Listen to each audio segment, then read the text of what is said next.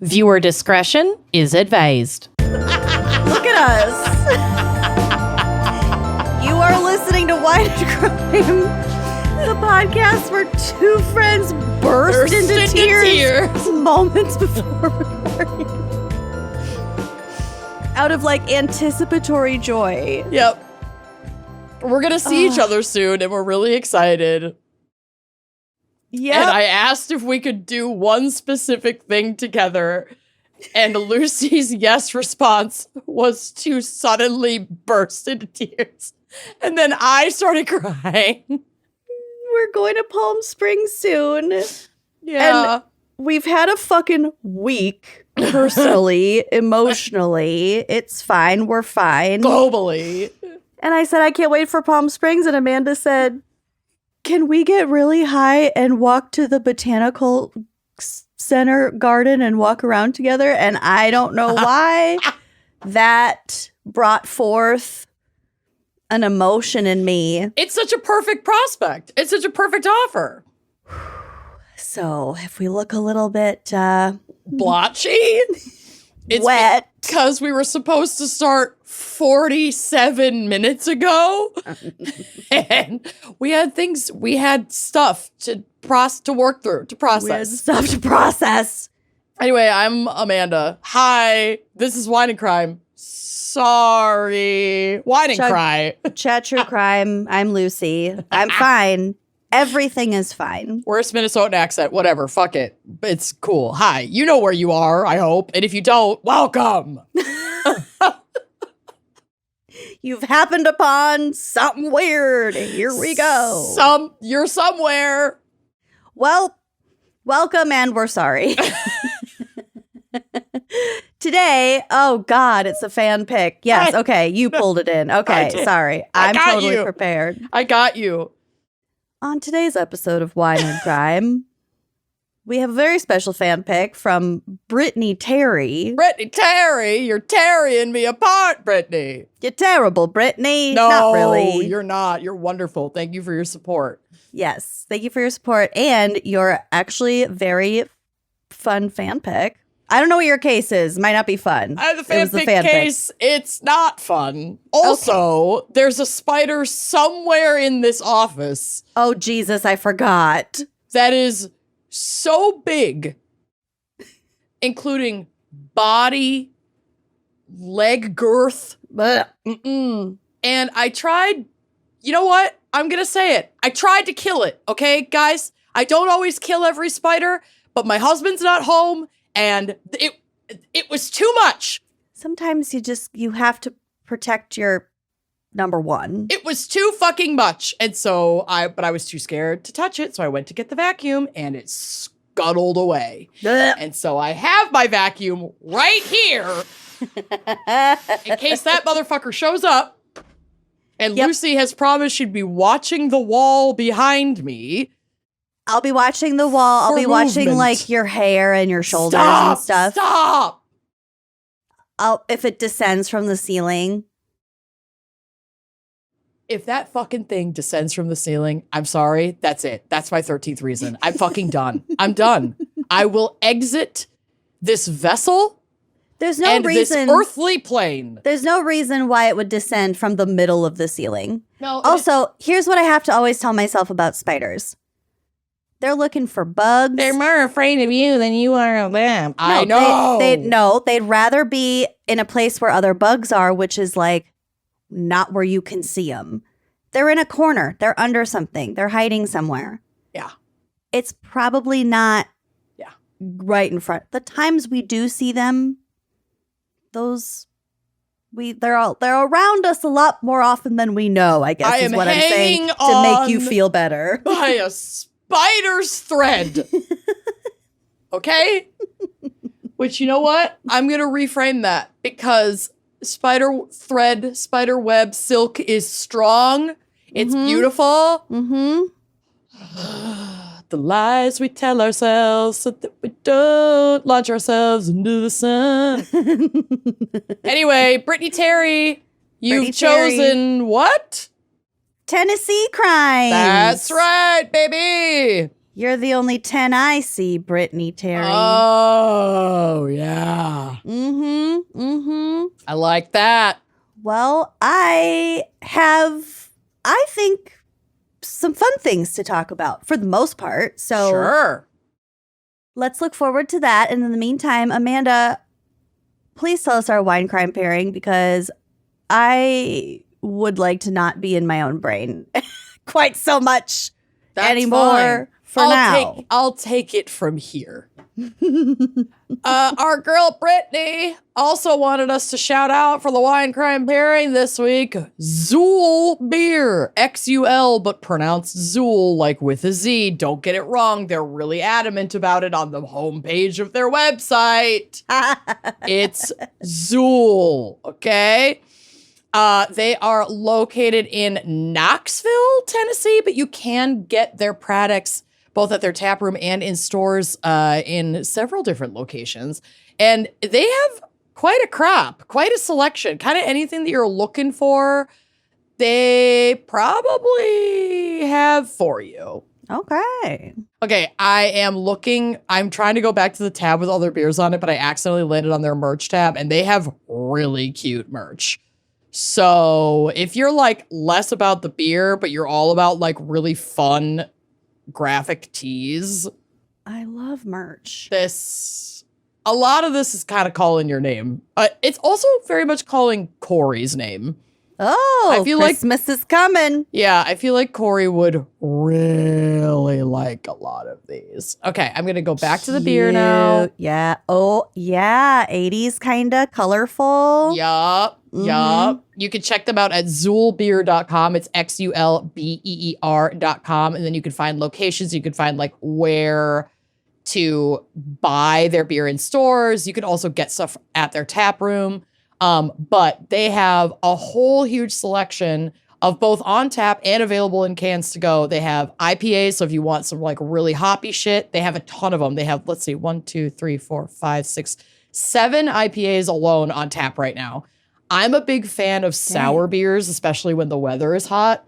Mm-hmm. So they have 1, 2, 3, 4, 5, 6 fruited sour beers on tap right now, including Tiny Umbrella, which looks amazing. It is gluten-free. It's a sour beer made with mango, guava, and pineapple. Oh, stop. And girl, it's 7% ABV. It's a banger. Okay. That'll get you. I'm sure they're serving it in a smaller glass, but that has completely caught my eye. I really want to try that. But then they also have a really nice array of dark beers, lighter beers like Pilsners or lagers if you're not looking for the hops, but you're also not looking for like the fruit. You just want something basic, something classic. But they also have a ton of non-alcoholic options as well. And it's just, the website's really cool. Their tap room looks gorgeous.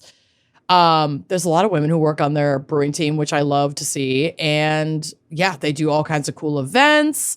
And it looks like they have a location on 5th Ave. They have a Hardin Valley location and a Central Street location that I think is more about production, which is cool. So they're definitely a bigger brewery. They have a lot of really cool stuff to offer, and you should check them out. Again, that's Xül Beer Company, XUL Beer Company, and you can check them out at xulbeer.com. Thank you for the rec, Brittany. Yum. Well, next time I'm in Knoxville. Right. Because we'll get to it. We go there all the time.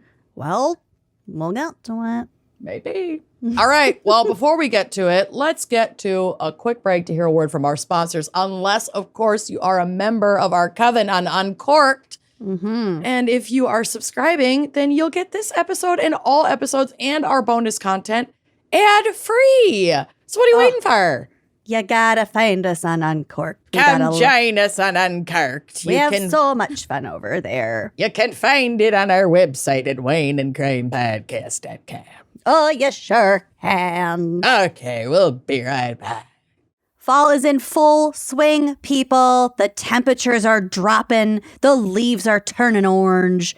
It's beautiful outside, and it is the perfect time to refresh your wardrobe with pieces that feel as good as they look. And luckily, Quince makes it super easy to look polished, to stay warm, and to save big without compromising on quality. Oh my God. We just did a thorough house cleaning and I washed like everything and I resorted my cubbies, my clothing cubbies so that like summer and cooler stuff goes toward the bottom, and I moved up my sweaters and I washed my Quince like white knit cozy Your sweater. favorite, It's the my fisherman. my fisherman sweater. I love it so much. I'm like, baby, welcome back. I'm so happy to see you. And that is just one of my many Quince pieces. And you're going to find something amazing for you too, because Quince has all the elevated essentials for fall. We're talking 100% Mongolian cashmere from $50, washable silk tops and skirts, and perfectly tailored denim, all at prices that feel too good to be true. They're so well priced. I can't. I am currently deeply in love and have added several to my Christmas list. Their wool coats. That cocoon coat. The tailoring on these coats, they look designer level. They are absolutely stunning, and they cost a fraction of the price of a designer wool coat. The quality is just as fabulous, if not better, and they can do this by partnering directly with ethical top-tier factories and cutting out the middlemen. Quince delivers luxury quality pieces at half the price of similar brands. What is not to love? It's the kind of wardrobe upgrade that feels smart, stylish, and effortless, and frankly, it is. Their website's so easy to use, it's smart on your wallet, and you're going to look fabulous. Keep it classic and cozy this fall with long-lasting staples from Quince. Go to quince.com/wine for free shipping on your order and 365-day returns. That's QUINCE.com/wine to get free shipping and 365-day returns. Quince.com/wine. I find it very anxiety-inducing to check my bank balance, which is really immature of me, but that's... But also super relatable and fair. Yeah. So it makes me feel so good when I get an email from Rocket Money that's like, hey, girl, like, maybe you're spending a little too close. You're spending a little too much this month. You're close to being over your budget. Or, hey, did you know this subscription just increased? No, I did not. No, I didn't remember even signing up for that subscription in the first place. Thank you, Rocket Money, for letting me know that I'm paying for something that I have no like awareness of. And that is why Rocket Money truly is the mature one in the room for me who can help me with my financial success, because Lord knows I need it. We all do. Rocket Money is a personal finance app that helps find and cancel your unwanted subscriptions, monitors your spending, and helps lower your bills so you can grow your savings. What's not to love? Rocket Money is so easy to use. Their dashboard is fantastic. Shows you all of your expenses in one place, including subscriptions that you might have forgotten about. If you see a subscription you no longer want, Rocket Money will help you cancel it. Their dashboard lays out your total financial picture, and not in like a big, scary, ominous way.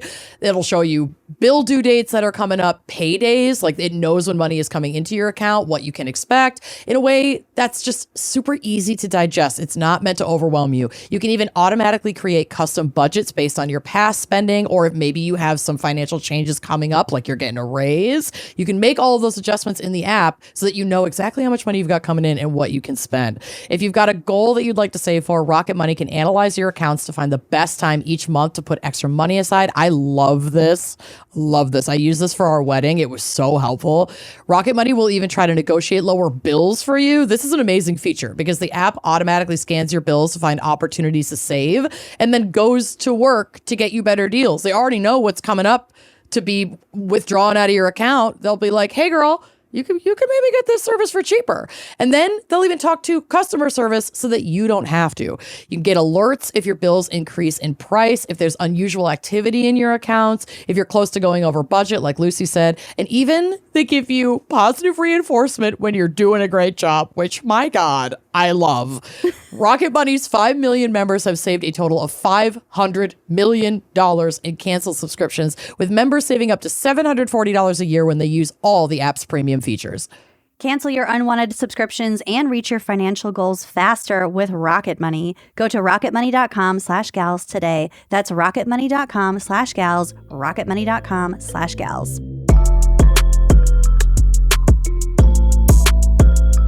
All right, we're back. I'm going to tell you a little bit about Tennessee. Is there a flag? Yeah, baby. That's Oh, a flag. Thank God. Just tell me when to go to the drive. I will. Not yet. Okay. Tennessee is a landlocked state in the southeast United States, Okay. bordered by Kentucky to the north, Virginia to the northeast, North Carolina to the east, Georgia, Alabama, Mississippi to the south, Arkansas to the southwest, and Missouri to the northwest. Wow. She's got a lot of neighbors. That's 8 states that she's bordered by, which is the most states that you're bordered by, except for the tie, which is Missouri, which we fucking covered like yesterday. That's right. Mm-hmm. Gal. Golly. Okay. And they're touching. At the northwest part of Tennessee. Wow. And this is because she's so long. Yeah, she is long. She's 432 miles wide, but only 112 miles tall. Yeah. By the Yeah. way, Amanda described that fucking spider as tall earlier, and I almost threw up. It is. It's tall. It's tall. It's not like Daddy Longlegs tall. It has like robust legs. Ugh. I'm saying she is fortified to take action against me at any moment. No. Oh, no. Okay, I'm looking at your background. I don't see it. I don't see it right scan. now. We're doing a scan.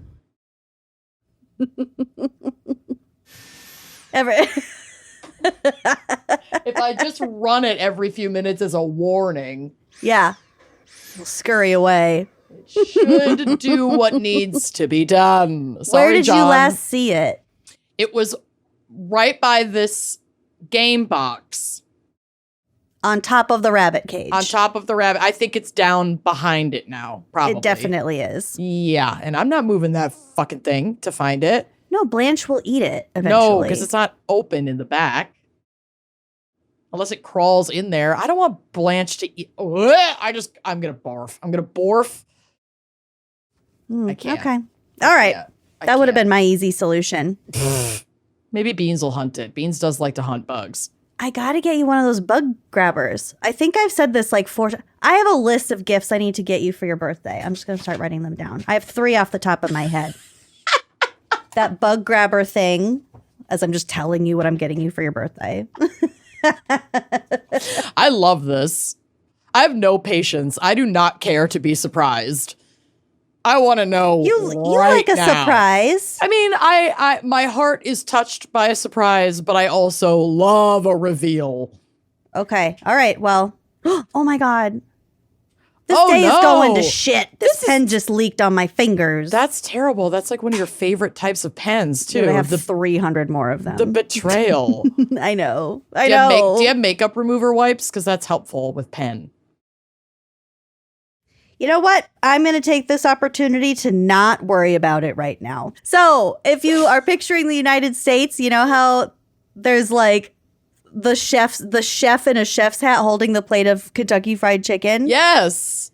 So, Tennessee is the plate. is the plate. Yeah. Upon which the fried chicken sits. The only reason I know where those 2 states are. Like the Uh-huh. only reason I can identify those on a map. I cannot fill in an entire US map accurately. I can do okay. I bet I do pretty well, except when it comes to all that tiny shit on the East Coast. I feel like New England. I would do well with the tiny shit because I grew up around there. But Mhm. I struggle. We should have a competition sometime. You'll win. At Let's our do next it. happy hour. Okay. Okay. I'll get us a virtual US map test. We can take it together on happy hour. Amazing.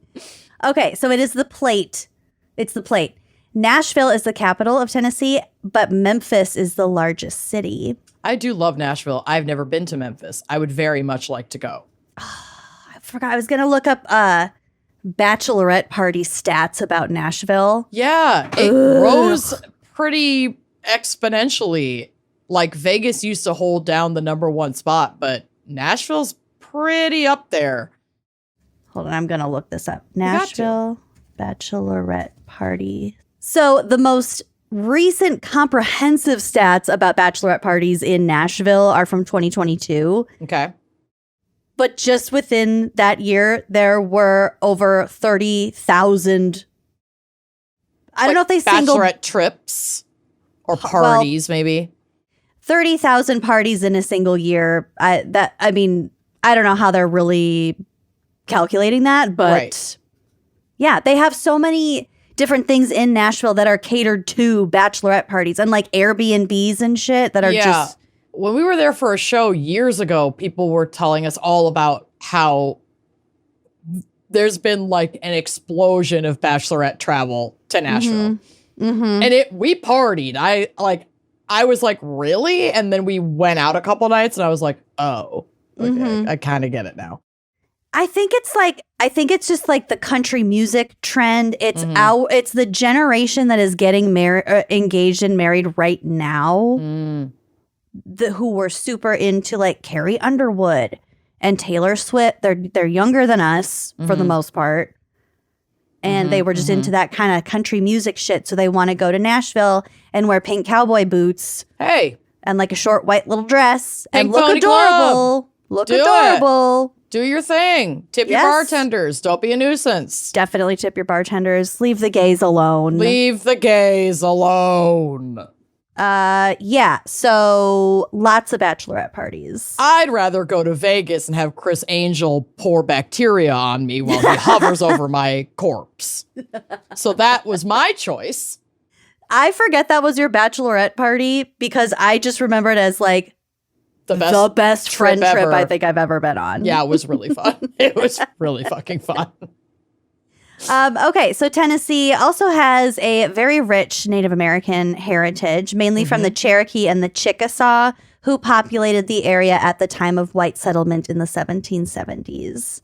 The Cherokee, who lived in the Smoky Mountains area, so that's in the East Tennessee, left a palpable legacy in that area despite white encroachment. In response to the challenges on the frontier, white settlers in Tennessee developed a strongly independent attitude that has revealed itself often in state and national politics. Who knew? Andrew Jackson, ever heard of him? And also James K. Polk were from Tennessee. Cool. The state currently has 2 U.S. senators, both Republican. We got Bill Hagerty and Marsha Blackburn, who is now running for governor also. So Great. God help you all.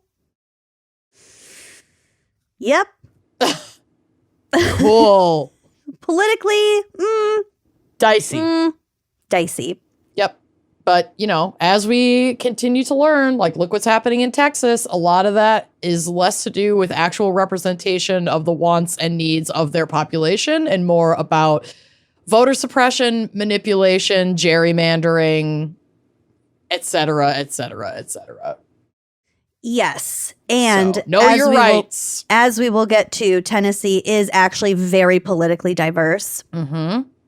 And there are a lot of more left-leaning progressives in the state than their representative politics would have you believe. Yeah, and that holds true for many, if not most, red states. And for much, if not most, of what we lovingly call the Deep South. It's less about representation and more about oppression, 9 times out of 10. Well, especially in these southern states. They're on the fence. So the flag, let's talk about the flag now. Okay. Because that will lead us to more discussion of Tennessean politics. Does this mean I can look at it? Yes. Okay. Go ahead. Here the flag I go. is fairly tasteful as far as state flags go. It's on a field of red.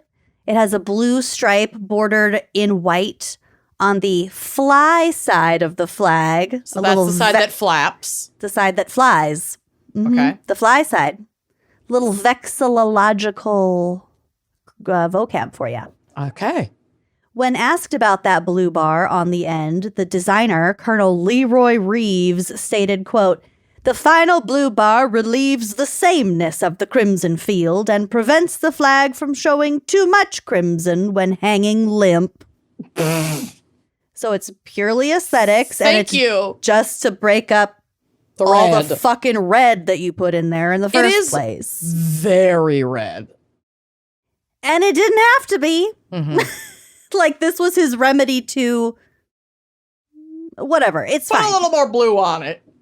I'd Put a personally bonnet make, on it. I'd personally make the blue stand out a little bit more. But you know what? That was a decision that was made, and that was made in like the late 1800s. So I'm fucking whatever. genuinely really surprised that this was the design in the 1800s. It's very minimalist. Mm-hmm. It's not overtly covered in like anti-indigenous or racist themes, but we shall see.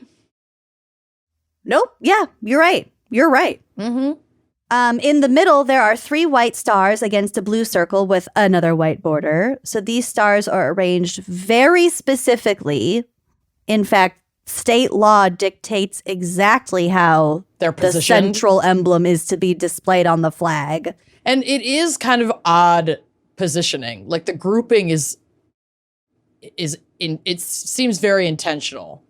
Well, it's intentional, but at the same time, it doesn't matter. Great. It's inconsequential. My favorite kind of intentional is inconsequentially intentional. Yeah. So the specific code in their state law reads, the arrangement of the 3 stars shall be such that the centers of no 2 stars shall be in a line parallel to either the side or the end of the flag, but intermediate between the same, and the highest star shall be the one nearest the upper confined corner of the flag. It is interesting because it looks a little off center and a little crooked when you're like glancing at it. And I guess that is very much That's how they how wanted they want it. it. Yeah. Okay. I don't know. All right, Leroy. We get it. That's how they wanted it. And I don't think there's much of a reason why, but it is important to them. Because in 1976, when the U.S. Postal Service ignored these rules, Ooh. they issued a sheet of 13-cent stamps illustrating U.S. state flags with Tennessee's upside down. Oh, shit. They must have been the disrespect. The crucial, disrespectful error was splashed across the front page of the e-newsletter from the Knoxville Philatelic Society News February 2008 issue. Oh. They're upset. The Philatelic Society, by the way, philatelic is like stamp collecting. Nerds. A society of stamp nerds. And you know what? Stamp They collecting, put out a monthly newsletter. very cool. There's very cool stamps out there. I'm not yucking your yum. And you are also a nerd. That's just science. That's just how it works. Big old dorks. Your goddamn stamps. Do you? I'm happy for you. You're a dork. I'm a dork. I know you're a dork. You're a dork. Oh, I'm a huge fucking dork. I'm not a stamp dork, but I'm a huge dork. Yeah. Well, we all have our things. Of course. Mine isn't stamps, but I do love that this was like Drama. an issue. Yeah. Okay, I also think it's funny that happened in 1976, and the main press that I could find about it was from a February 2008 e-newsletter. They're still talking about it. They These are. stamp dorks will not let this one go. They're pissed. I don't know why I love it. Okay. I do love it. So we're talking about the 3 stars, but you're referring to the placement of the 3 stars that seems very intentional, but also completely inconsequential. Correct. The 3 stars themselves are actually very important to the people and the state and the idea of Tennessee. Sure, I imagine they signify something important in their history, and that you're going to go over it right now. Yep, they represent the 3 grand divisions of Tennessee. So we have East, Middle, and West Tennessee. Okay. So we're picturing the state. She's long, she's wide, she's Yes, she's the plate. Mm-hmm. So the three segments are pretty. They appear pretty evenly split, east, middle, west. Sure. The natural barrier between East and Middle Tennessee is the Cumberland Plateau, which is the southern part of the Appalachian Plateau. Mm-hmm. So it's basically like mountainous terrain. It was very difficult to pass during much of the state's early history, so commerce and trade was difficult. So East Tennessee was sort of like there were more people over there because it was harder to get. Yeah, the west side was less accessible. Yeah. And then also, conveniently, it's very close to the line between Eastern and Central time zones. So that helps a lot. There's only like a couple of counties on either side because these grand divisions, they are very, very, they have their counties, what they are. There are neat divisions. Okay. It's not just regions. Okay, so then the Tennessee River forms the boundary between Middle and West Tennessee. Okay. So again, they take this seriously. In fact, the Tennessee state constitution mandates that no more than 2 of the 5 justices on the state's Supreme Court can be from any one grand division. Oh, wow. Okay. Because they don't want them to like gang up on each other because the divisions have pretty distinct politics and cultures. It sounds like, yeah. Mm-hmm. I mean, I'm actually kind of impressed that they would even legislate to ensure representation of these 3 very different regions of the same state. That's kind of impressive. I think they're very self-aware of. They're very aware of the distinctions. The state formerly featured the grand divisions in tourism promotions. In the 1960s, billboards at the state's borders greeted visitors with the slogan, "Welcome to the 3 states of Tennessee." Wow. Yeah. But then, like, they stopped doing it because some guy was running for Congress, and he's like, I don't want to encourage, I want my state to, like, band be more together. Yeah. Hey, that's fair. And there are also some people you don't want to band together with. Mm-hmm. I don't know enough. I don't know enough about these 3 divisions to side with any of them at this point. I'm about to tell you more about each of them. So East and Middle Tennessee are fairly even in terms of size, but West Tennessee has about half the population and also half the number of counties as Middle Tennessee. Okay. I think that's just a reflection of it being more rural. Yep. So, like, maybe the counties themselves are a little bit bigger, so there are fewer in a similar land area. Okay. The largest city in each section, we have Knoxville in East Tennessee. That also has Chattanooga. Mm-hmm. If you're kind of familiar with, like, Chattanooga vibe. The only reason I have any idea of Chattanooga is because of Teen Mom. Same. Macy is literally who I was kind of subconsciously referring to here. Uh-huh. So yes, she lives in Chattanooga, East Tennessee, or at least did during at least some of the filming of Teen Mom 2. Mm-hmm, mm-hmm. Or was that OG? I think it's OG. That's OG. Yeah. Then we have Nashville in Middle Tennessee and Memphis in West Tennessee. Okay. So kind of like I said, East Tennessee, because of the Appalachians, very rugged, mountainous. They call it the Ridge and Valley region, which is sort of what they refer to as the topography of like the Appalachian, that area.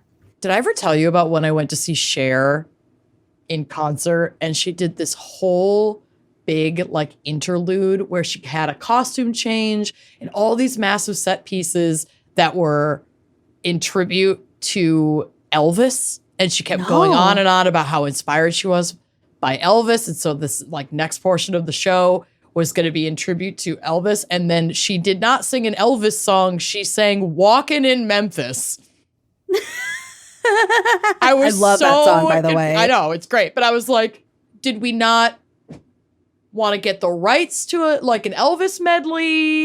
Maybe. But then maybe. But then we're using a ton of like Elvis adjacent imagery and you're specifically talking about Elvis and then you're going to do like a 10-minute rendition of Walkin' in Memphis.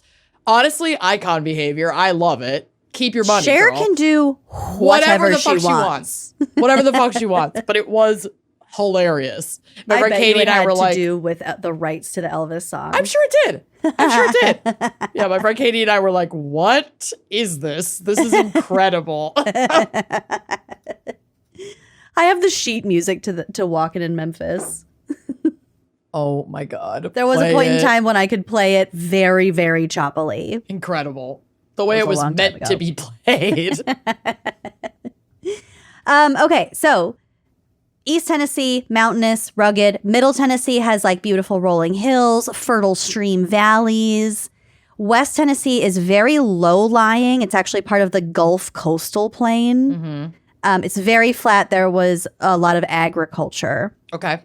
So that meant that West Tennessee was very reliant on cotton and therefore very pro-slavery during the Civil War. Sure. Okay. Alternatively, in contrast, voters in East Tennessee were primarily very anti-slavery. Although the entire state did secede from the Union and joined the Confederacy, East Tennessee remained an area of pro-Union sentiment and activity throughout the Civil War and beyond. Okay. Before and during the Civil War, there was a movement in East Tennessee to counter-secede from the Confederacy and rejoin the Union as the state of Nickajack. Don't love it, but I can appreciate there being enough people who are like, fuck this, split the state then, and we'll join the Union. Yeah. I guess Alabama, I guess, had the same issue because they had like North Alabama. So they were like Union-friendly Southern areas. Sure. Anyway, back to that name. It's, I guess, a bastardization of like a Cherokee word for something in that area.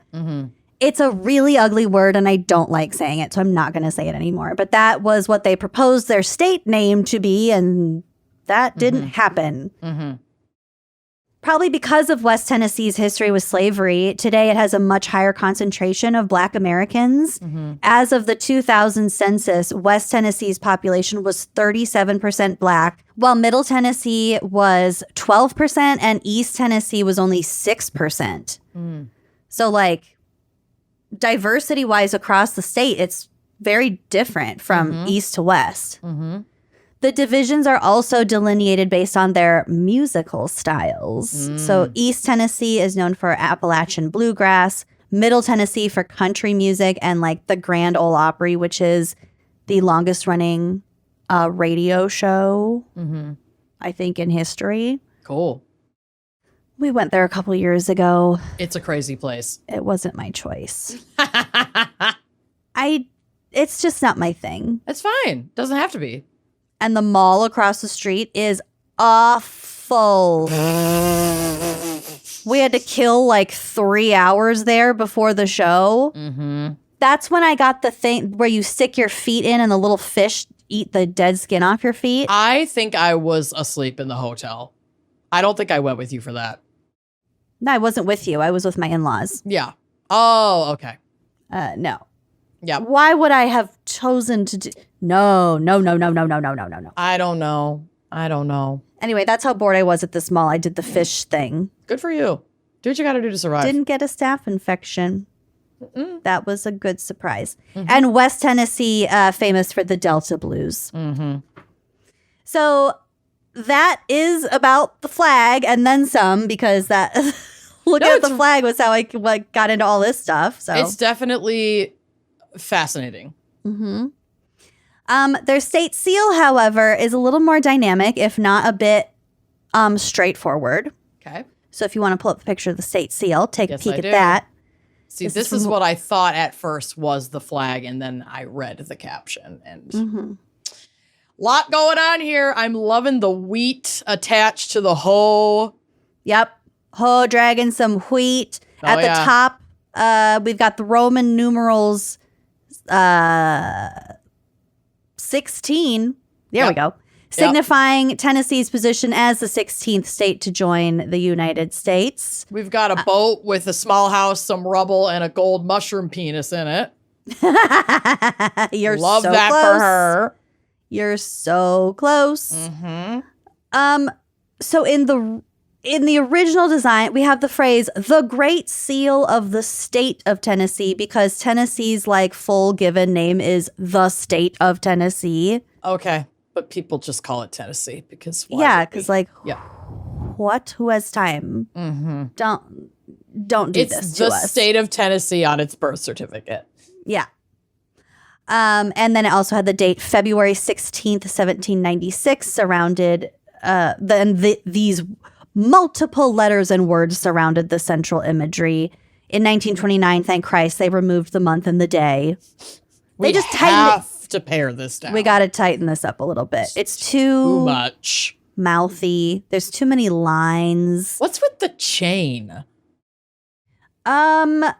Well, I don't really know. Here's what I can tell you. So in the seal, we've got a plow, a bundle of wheat, and a cotton plant with the word agriculture in all caps below. Agriculture was obviously important to the economy. We fucking get it. The lower half features a boat and a boatman above the word commerce, all caps, symbolizing the significance of the river trade. So the mushroom penis is a boatman? Yes. That's supposed to be a person. In I a think little hat? so. Let me look. Hold on. I'm zooming way in. It appears, I don't know what that, I think. I don't know what that is. Really know. It's a tiny house. I don't know what y'all are doing. This is what's going on. Oh, there's a boatman in the old one. You can see him back by the rudder. Oh, okay. Yeah, I see him in the old one. Okay, but the new one is a mess. Yeah. Somebody. I don't know. It looks like something's broken. Yeah, it looks like. It looks like there used to be steel two houses. And rock There used to be two houses and one of them collapsed failed. in the boat. God, the more I zoom in on the seal, the new seal. It's bizarre. Do you see the chain? Yeah. It's really weird. Okay. Well, I'm not loving it. Also, nothing is to scale. So, up at the top over nothing agriculture. is to scale. What's that on the left? A doghouse? Yeah. A tiny little doghouse? A house for ants. Yeah. What is this? And there's a pink bow. Yep. Oh, that's the top of that's at the mast. That's the flag from the ship. We're talking about two different worlds and they're overlapping. It's too much. No, I hate everything about Pick this. a lane, Tennessee. Also, calm down because your state motto is already agriculture and commerce. Okay. Just at least a sans serif. It's too noisy. I gotta close out of here. My eyes hurt. So there's She literally can't take it anymore. my eyes are literally melt. I'm gonna cry again. Yep. We've been through enough today. Haven't we been through enough? Their state birds are the northern mockingbird and the bobwhite quail. Okay. I don't know what that is, but I love a mockingbird. Yeah. The state flower is the iris. Beautiful. Garge. According to the Tennessee Historical Society, Tennessee became known as the volunteer state during the War of 1812 due to the key role played by volunteers from the Tennessee militia. So that's what I was like, wonder what they were volunteering for. Got it. Yep. War. Newspapers of the day touted the military spirit of the men of Tennessee. That reputation was solidified in the Mexican-American War of 1848 when fellow Tennessean President James K. Polk issued a call for 2,600 volunteers, and 30,000 Tennesseans answered his call. Wow. Okay. I wouldn't make that choice. Nope. But it was a different time. Sure was. And guess what? He wasn't asking me. Thank God.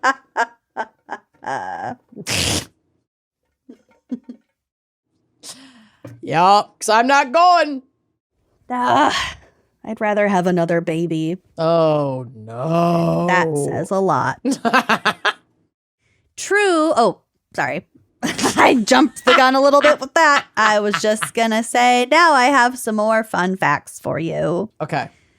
True Tennessee whiskey legally can't be made anywhere else in the world. It's a very distinct whiskey style made with the iconic Lincoln County process that uses a charcoal filter and distinct instructions regarding details like aging and timing. Very cool. So Jack Daniels is a renowned Tennessee whiskey, but there are also other legit Tennessee whiskeys out there. Sure. Cotton candy was invented in Nashville. Really? By an unlikely pair, a candy maker and a dentist. Oh my God. Also, congratulations on making, I'm sorry if this is polarizing, but the worst of the candies.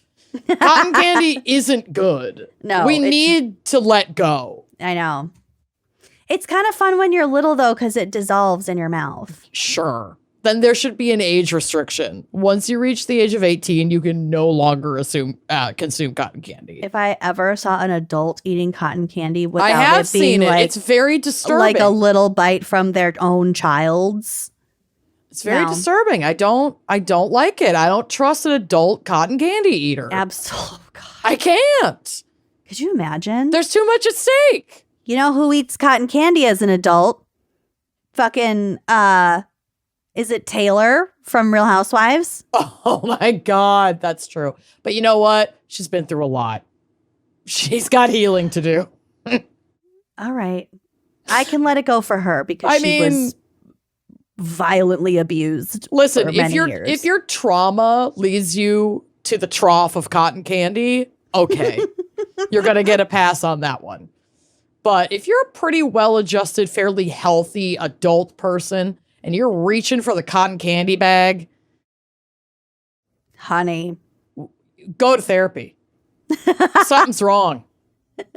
There's something beneath the surface here that should be examined by a professional. Something's off, and we are not licensed to deal with it on this podcast. Few people are. Okay, but a dentist and a candy maker invented cotton candy, which, by the way, they called fairy floss. Oh, cute. Because he's a dentist. It just dissolves all over your teeth, fills it with holes. That dentist was making bank. He's like, I'm going to invent this candy that ruins the teeth of every Tennessee child. Yes. And then I'm going to retire in somewhere else. Mm-hmm. The original makers were Dr. William Morrison and John Wharton, who created a machine that melted down sugar crystals and blew it through a screen, creating delicate threads. It is fun to watch the cotton candy machine. I'll give you that. It's fun to watch. Yeah. That's as close as I want to get to it, though. Mm-hmm. It was first introduced at the 1904 St. Louis Fair, and it was sold by the thousands. I hope June goes through a cotton candy ice cream phase like most kids do. Ugh. Because you will never see a child's face more disgustingly covered in sticky, colorful goo than in their cotton candy ice cream phase. Emily was deep in it. I feel like she still kind of gets into it. They sell those cotton candy ice cream cones that have like a gumball in the bottom. And her mouth is just like purple by the time she gets to the bottom of it. And I just want to barf. I'm like, oh, girl, you're nasty.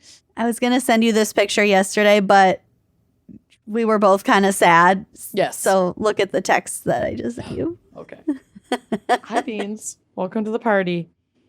All right. What did we get? Oh. Yuck. Is it? Oh, God. It's macaroni and cheese. Oh.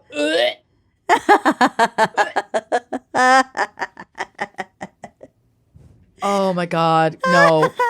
I just actually gagged. Kids eating. Like, I get that children need to be fed. I'm not arguing that.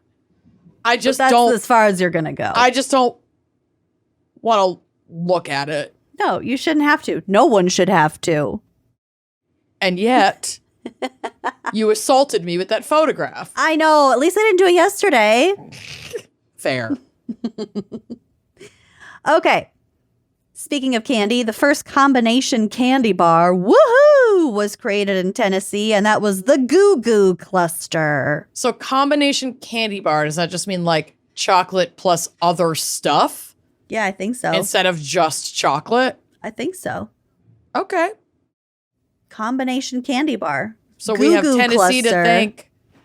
Yeah. Don't, that's a gross name. But I know. we have Tennessee to thank for like a Snickers, which I love. Yep. We Okay. also have Tennessee to thank for Mountain Dew, which was invented in Knoxville in the 1930s as a new drink to mix with whiskey. That shocks me. But That, also, that was its intended purpose, usage, I kind of application. get it because it's like a whiskey sour. Yeah. It's like sour mix, but way more insane. And I'm sure after Pepsi bought it, they just put so much more sugar in it and probably made it green. I like a Diet Mountain Dew on occasion. I'm not going to lie. Fountain Dew. Yeah. Amount of Diet Fountain Dew.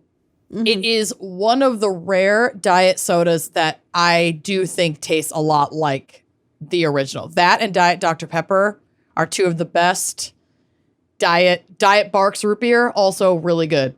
I've heard this from multiple others. Yep. And I love Diet Coke, but it does not taste anything like Coke. But I also don't like Coke Zero. Mm-hmm.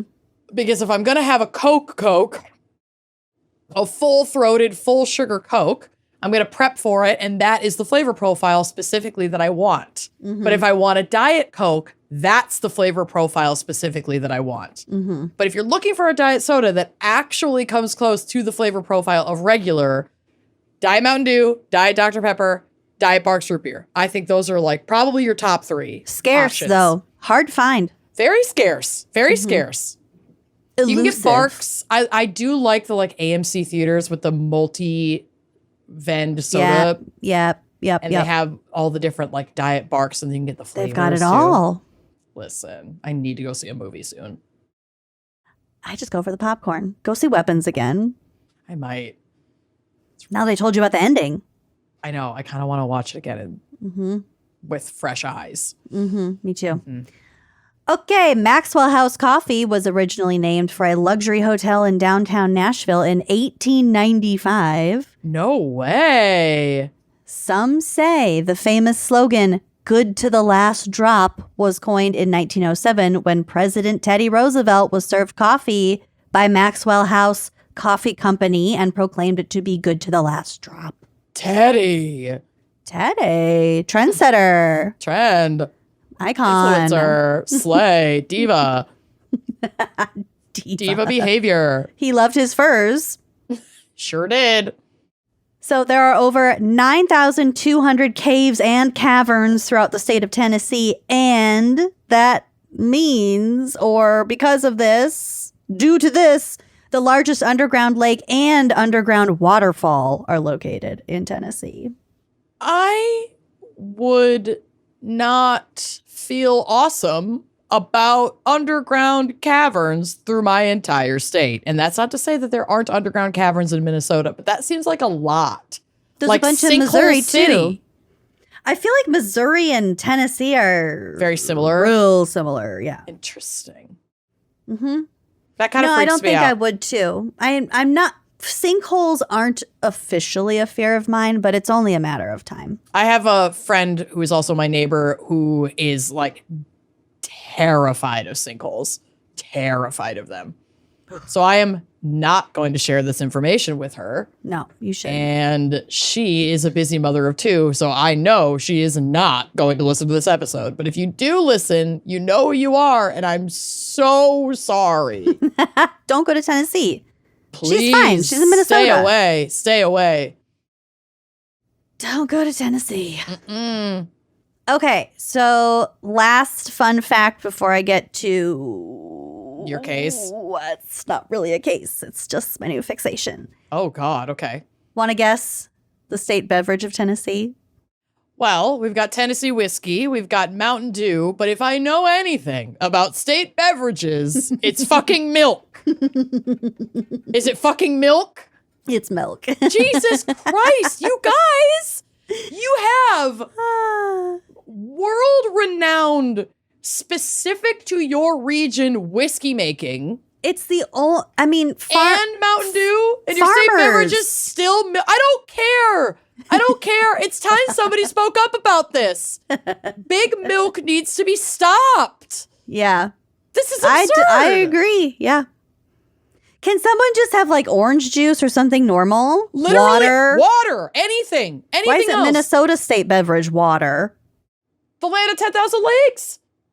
Yeah. I'm sick of this milk bullshit. I'm done. Yeah. I'm sorry. I'm doing a quick scan before I start my fixation. Wait.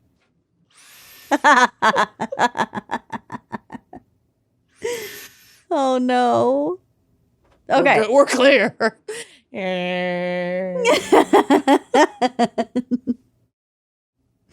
Okay. Without a doubt, the primary reason that I personally would go to Tennessee, because it's definitely not all the fucking sports you guys have. Or the potential sinkholes that you're walking on every goddamn day. Or the bachelorette parties, God willing. God love you. I don't think I'll have any more bachelorette parties I have to go to. Woohoo! I don't have any more friends. You never know. Because I am fully in support of people who get divorced and get married again, having another bachelorette party. Do it. Yeah. Especially It's so if the first fun. one was lame. Yeah. Do it again. So I'm not like hoping any one of our dear friends gets divorced, but I am hoping that if someone does, that they get another go at it, we get another bachelorette party. We may as well all benefit from your divorce. Yeah. I guess I just mean the young, Oh, for sure.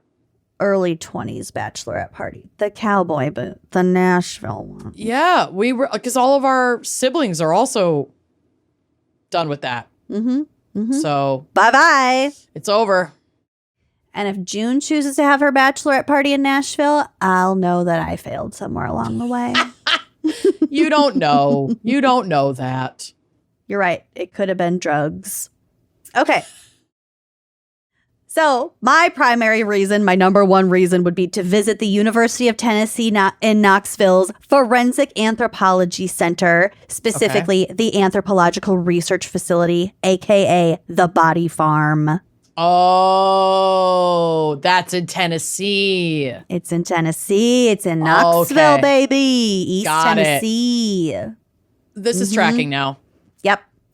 So backing up a little bit to fully savor this whole story.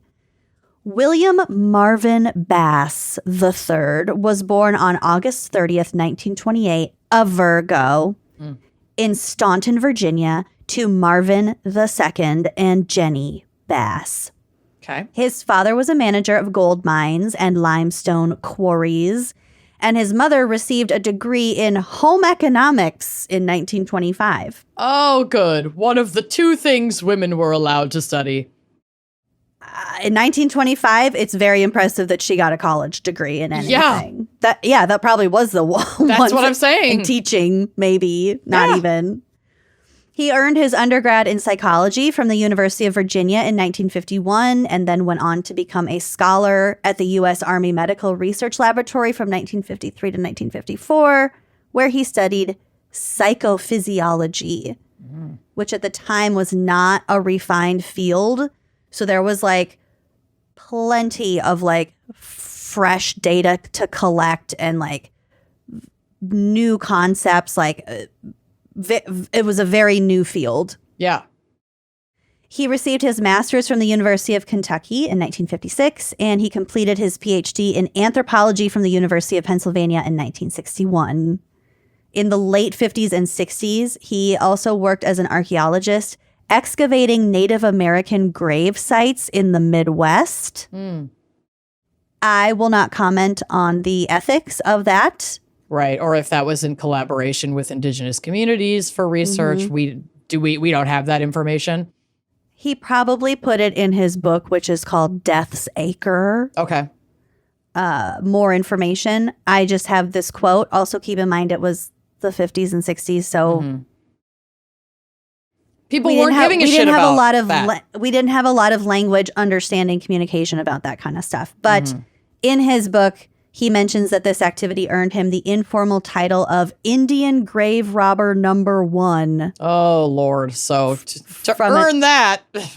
From an Indian activist. Right. So probably not in collaboration with indigenous communities, but yeah. Probably not. But again, this is the only quote I pulled. Have not read the book. Would love to, especially if it's an audiobook somewhere. I've gotten really into audiobooks lately.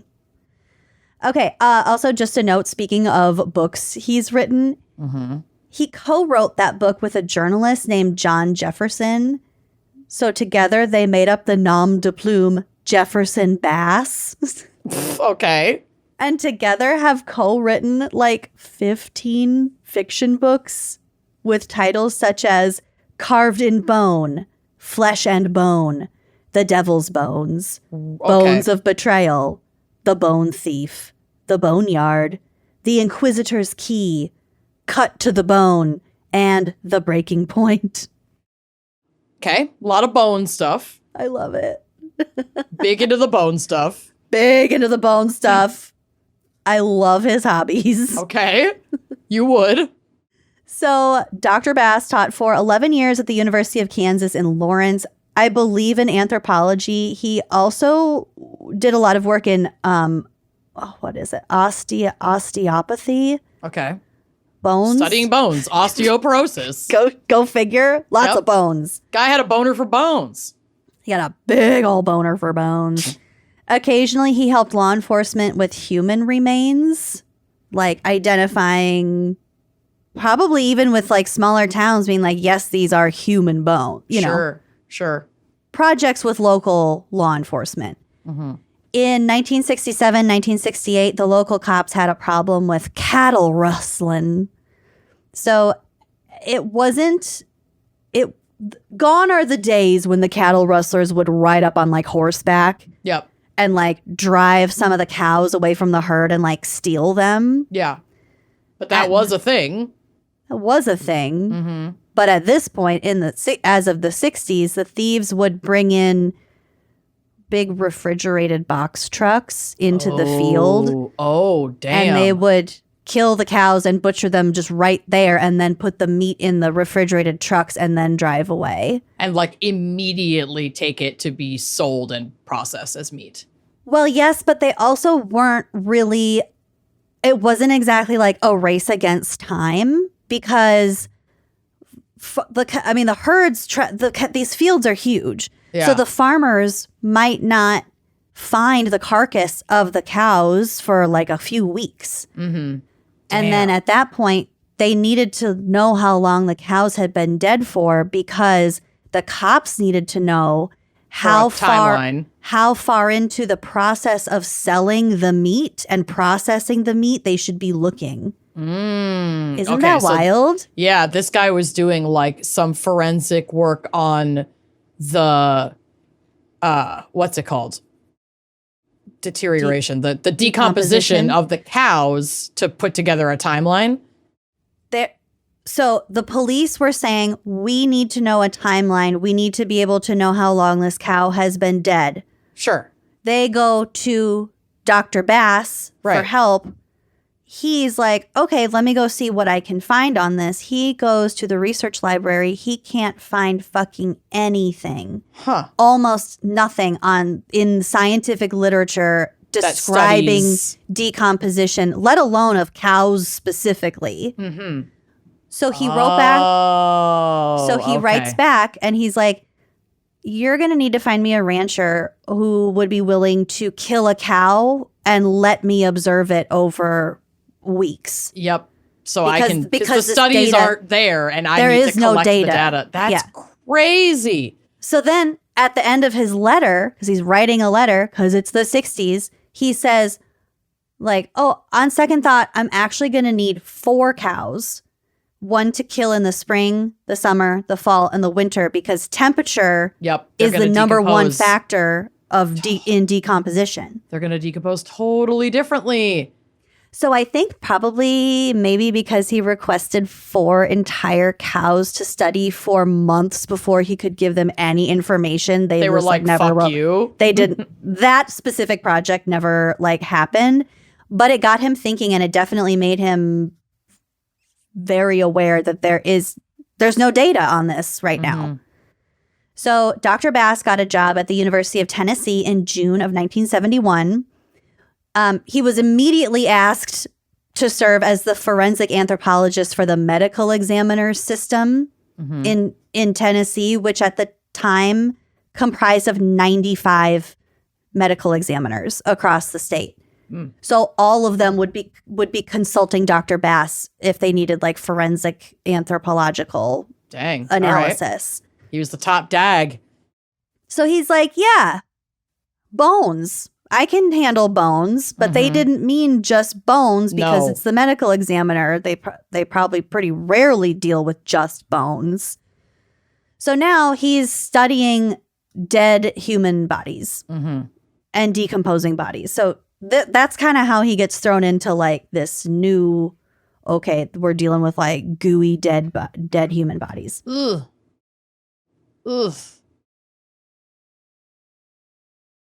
By November 1971, so this is just like June, July, August, September, November, 4 months later. So he had October comes before November. 5 months later. There you go. Okay. July, August, September, October, November. I always skip October. Yup. I'm fine. Why do I do that? It's like my favorite month. I don't know. Okay, whatever. 5 months later, he had to ask the dean of students, or the dean of students, the dean of the school. Yeah. Are they two different deans? I don't know. Probably. I don't care. It doesn't matter. He had to ask the dean for land to study decomposing human bodies on. He's like, dude, I need this. I need a space. Actually, I have a little anecdote. Okay. Before this, he had a body in his possession that he was supposed to be studying, and he didn't have anywhere to keep it. So he thought about in the bathroom that was like outside his office in the hallway, there was a shower where the janitor usually kept like hit a back stock of his cleaning supplies. Like the janitor's backstock spot the janitor alone. Was using the shower as like a little storage closet. So he's like, oh, I'll just stick this guy in there. That's sick. He put the dead body in the shower. And he said, Lucy. What is this quote? Okay, so that earned him, quote, the best chewing out I ever had from the janitor. Yeah, the janitor got really mad. I think they've repaired their relationship. But that's when he went to the dean and be like, listen, I need somewhere to stashing these in the shower. I can't. The janitor is so mad at me. Tim said no. I don't blame him. I'm Team Tim on this one. I'm Team Janitor Tim for sure. So the dean was like, okay, fine. So he was given an old sow barn because the college used to like raise sows, one of their programs. I don't know. They had an agricultural school. They had a sow U of M barn. does. Yeah. But it was U of M has a whole farming school, agriculture school. Right. But this sow barn was about 15 miles off campus, so it was not super convenient. He said it took about 45 minutes to get there, and then they'd do their work, and then they'd have to drive home, and that was like half the day. Yeah, but I'm sorry. That's fine. Maybe we don't have a bunch of decomposing bodies right by campus or on campus. I'm cool with your commute. I'm not. You and wouldn't neither be. was he. You're a monster. In 1977, he was once again asked to help with a case involving a body. So he was called to examine what was initially assumed to be a recent murder victim that had been buried on top of the grave of a Confederate soldier in Franklin, Tennessee. Okay. So this Confederate soldier had been killed in the Battle of Nashville in 1864, but then they found like a fresh dead body on top of that. Damn. So, due to the fact that the body was relatively intact and still contained most of its flesh, Dr. Bass initially estimated that the body had been dead for less than a year, but examination of the victim's clothing determined that the body was in fact that of the soldier who was buried in the grave. Wait, what? He was just perfectly preserved in there? So what had happened was grave robbers had punctured the cast iron coffin, Jesus, which was airtight and largely prevented decomposition. So the soldier was basically mummified in this cast iron coffin. So many years later, grave robbers broke in, took out the body, and then instead of putting it back in the casket, they just reburied it on top of the coffin. Oh my God. I don't know how this was like, maybe someone just saw, oh, this grave got dug up recently. Yeah. I'm calling the cops. And that's what happened, I guess. Probably.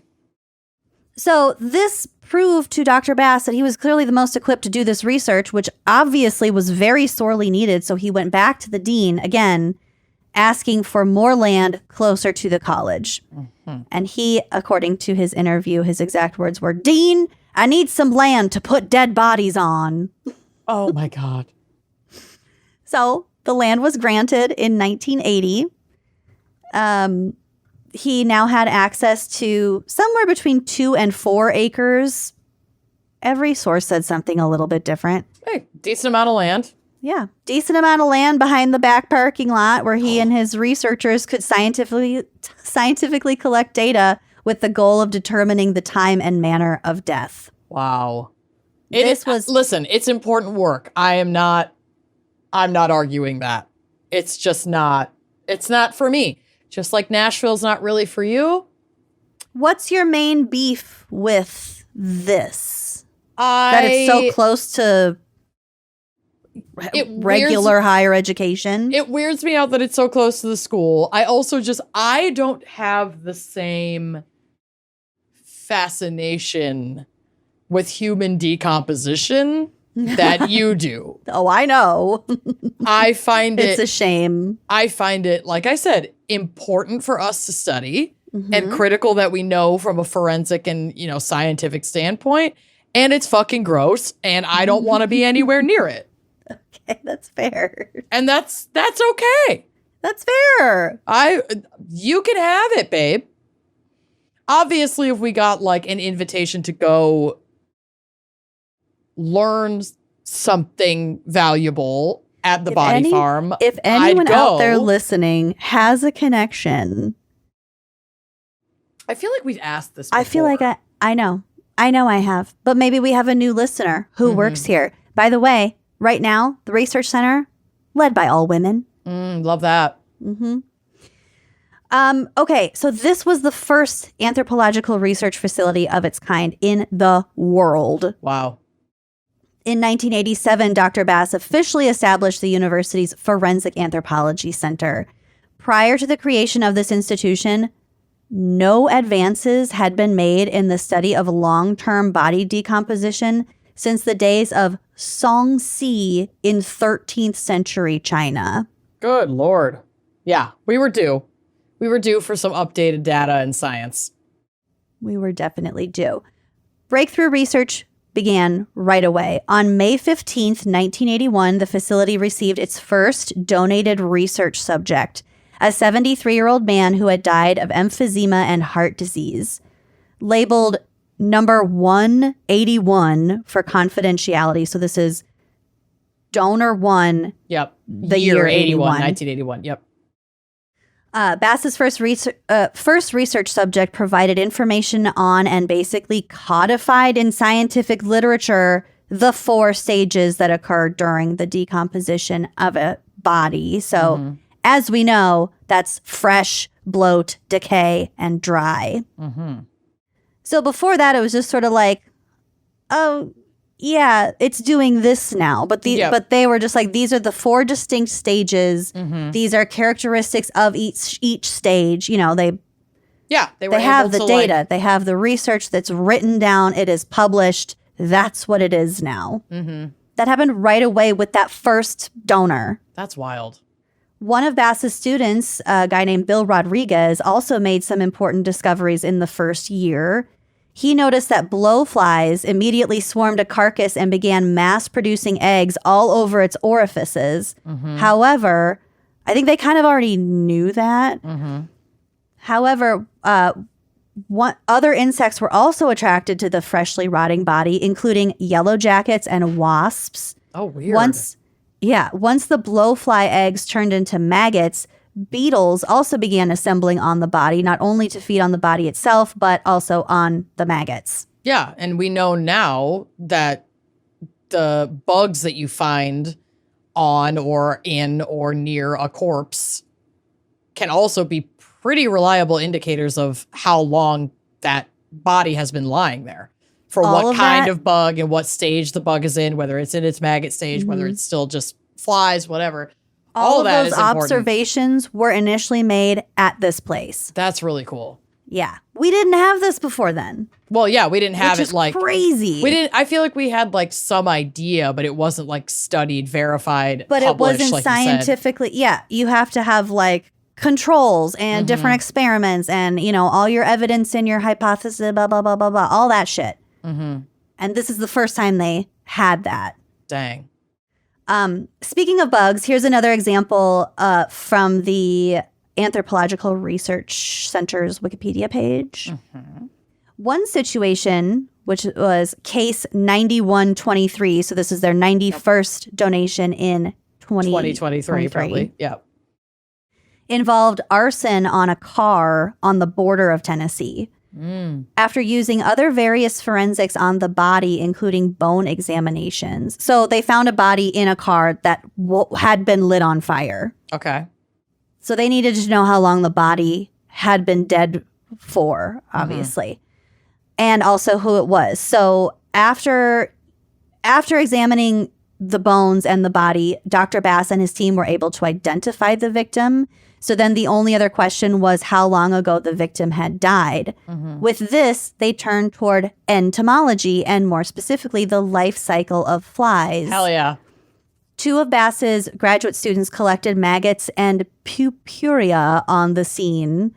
So from the charred car, took them back to the body farm to study them. And after procedural observation and testing, the puparia appeared to be charred from the same fire that the car, the same fire from the car fire. So the person was likely dead before the car was lit on fire. They started to congregate and do their thing. Then somebody came to like maybe cover up, clean up the scene, lit everything on fire.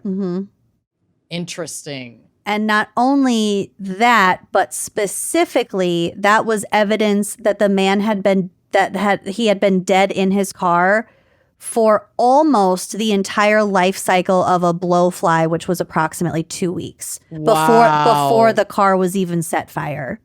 Damn. Bugs are fucking cool, except the spider that's in my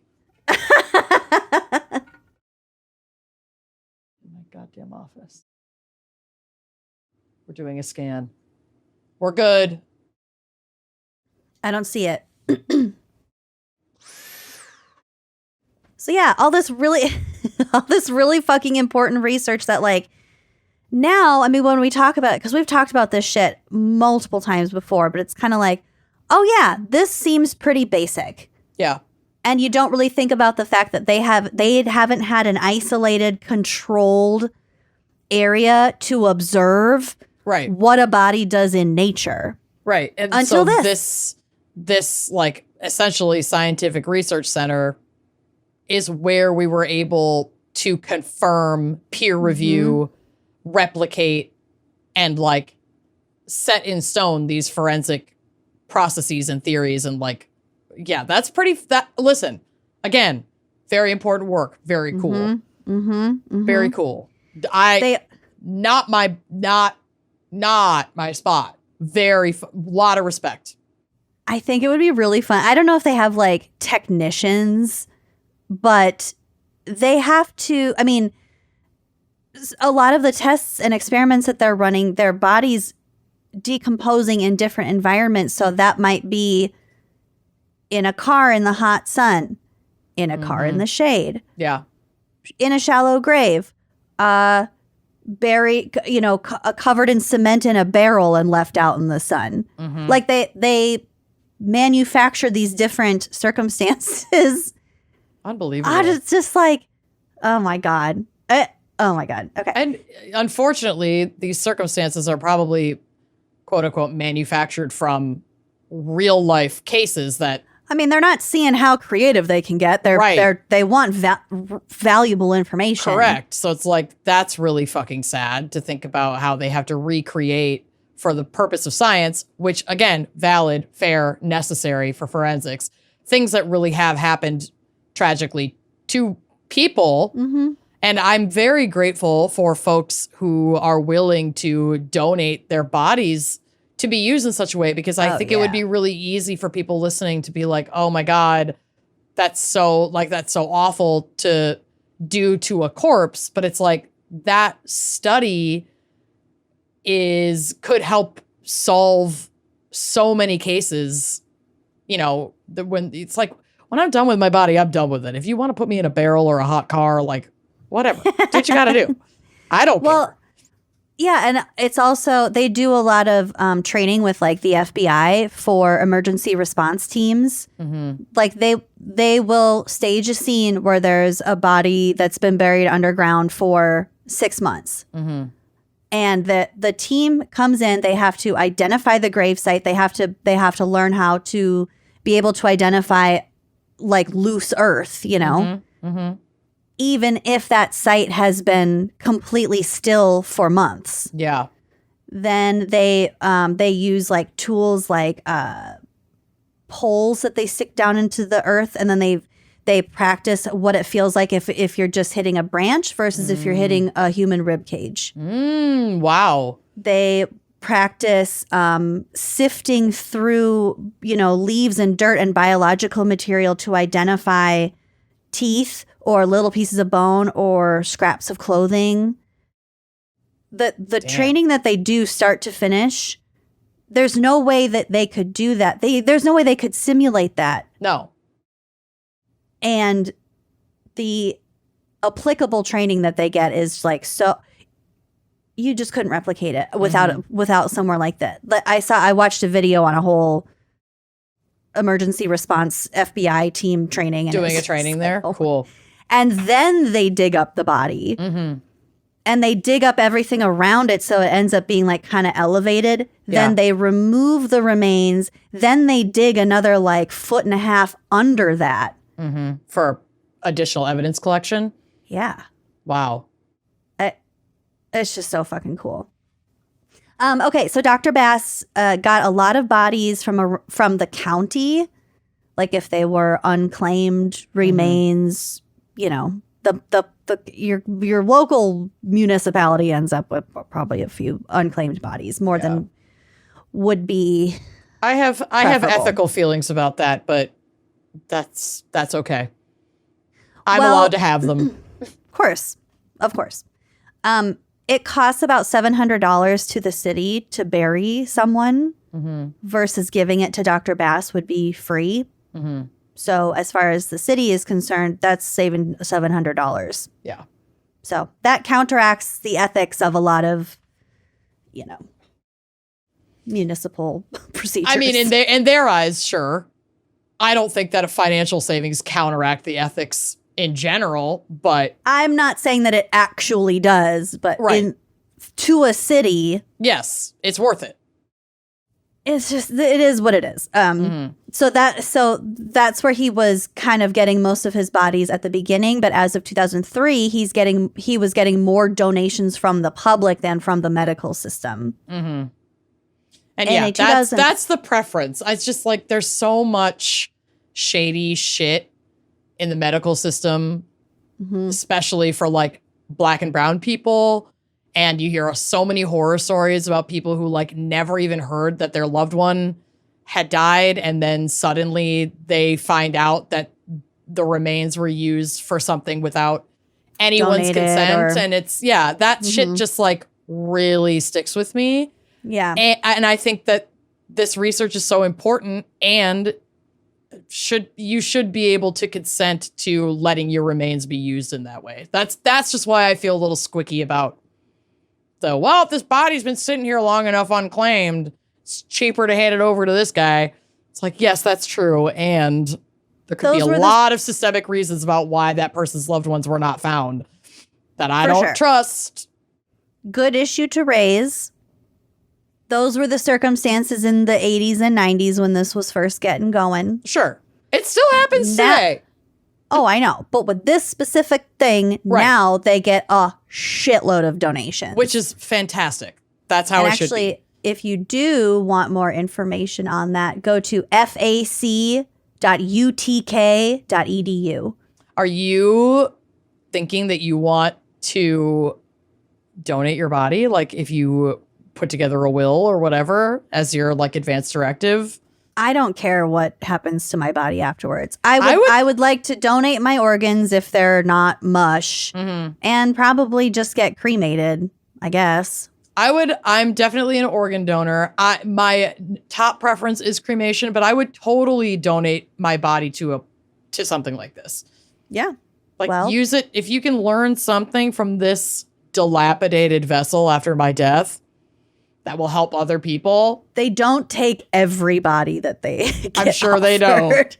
If a body has like a disease or if it is HIV positive, for example, for the safety of the students studying it, they don't accept certain bodies. Okay. So in a 2011 interview, he said that the prior year they did 144 burials. So that's like one every other day. Yeah. Wow. And bodies can stay up in the field for about up to a year, mostly because most of these studies and these cases are being researched for doctoral dissertations. I don't know why I can't talk. Or master's theses. So That's these a students long-term project.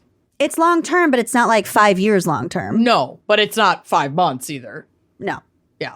But the general limit is under a year. Well, not limit. There's no limit based on the average is they're there for about a year, typically. More or less, under a year. They also do have an extended burial site for faculty research. So these are the multi-year case studies. So as of this 2011 interview, he said they had 5 bodies that had been buried for 9 years at that point. Wow. And this is so fucking cool. They had them connected to pipes. So the scientists, the researchers were collecting the different compounds that were being released from the body over time. Wow. Because it has to be that kind of long-term study. It has to be preferably like decades for some of them. Right. Because once your bones get to a certain stage of their own decomposition, they might start releasing something that they'll figure out only starts getting released at like 16 years after death. And those are really important markers to be able to identify. That's fascinating. He worked on some like high profile cases. Obviously, we know about the Buddy Holly plane crash, Richie Valens' Big Bopper. That happened in 1959. The Big Bopper was the only one who was ejected from the airplane. So they found him like outside of the airplane. And I've told you the rumor that my dad told me. Yep. That one of his friends' dads or cousins or something owned the field where they crashed and he found his head. Yep. But I don't think his head was actually detached from his body according to this. So there was a rumor that because he was found outside of the airplane, something about Buddy Holly having a gun. Okay. And also like Big Bopper maybe getting out and trying to go look for help because it was in the middle of a snowstorm. So that his family wanted to know if he survived the crash and died later. Okay. Yep. So we'd have to know time of death for that. Or extent of injuries. So they actually exhumed his body. I don't know what year this happened, but Dr. Bass did an X-ray autopsy on it and he was able to confirm like multiple injuries to like the skull and the neck and the rib. Died in the crash. He absolutely died on impact. And that again apparently brought some closure to the family, which is cool. He also is one of the only anthropologists or one of the only experts to examine the body of the Lindbergh baby. No way. Mm-hmm. What? I think it was another X-ray autopsy situation that he was able to examine. Little eggs remains. Not little egg. Little egg. Dr. Bass served as the head of the anthropology department from 1971 to 1992 before moving to the role of director of the Forensic Anthropology Center from 1992 to 1998. After his retirement, he continued to consult on research and serve as a guest lecturer. It's one of those guys who never really retires. No, he stayed in the field in the capacity that he could, probably. When he got his older. life's fucking work. Yeah. It'd be hard to just stop. Mm-hmm. And one last little detail about his life that just makes me fall in love with him even more. He's still alive, by the way. He's like 96, I think. Dang. Dr. Bass has been married 3 times. God bless him. You wait. He married his first wife, Mary Anna Owens, whom he met while doing research for the Army in 1953. Mm-hmm. She died of colon cancer in 1993. Aw, poor gal. His second marriage, a year later in 1994. Men have a really hard time being alone. They really just wait. It should be studied. He married Annette Blackburn, who died only 3 years later in 1997 from lung cancer. Later that year, 1997, he married Carol Lee Hicks, who had been a friend of his since childhood. Cute. They found each other again. They did. I don't know why I have goosebumps. He really can't survive on his own. This man needs to be supervised. Yes. Hey, know thyself. God bless these women for stepping up. Dr. Bass had 3 sons, Charlie, William Marvin IV, and Jim. Oh, Jim. He was a devout Christian for much of his adult life, but now he's an atheist. Smart. The more science you learn, the less God you tolerate. I just want to have a soup and a sandwich lunch with this man. Yeah. And just You little pick brains 2 out. at Panera. I'm while buying. You talk about decomposition. I am buying. Probably. She's got points saved up. Let her buy. Let her buy. I don't have points. Panera points? I don't know. I assume everywhere offers points. Everywhere has some sort of club or card or whatever fucking promotion they want you to sign up for. There's probably points. I know. So sorry my segment was so long. I just love it. I love it. I love Tennessee. Just kidding. That's not what I meant to say. I love Just kidding. Pull that Dr. clip out Bass. of context. Very fascinating life's work. Truly. Yeah. And if anyone has any connections to the body farm, let me know. What if Hit me Dr. up. Bass comes on like an episode of Spooky Little Bitch or something? What if you could get Bass? Don't make me cry again. Hey, we can manifest it.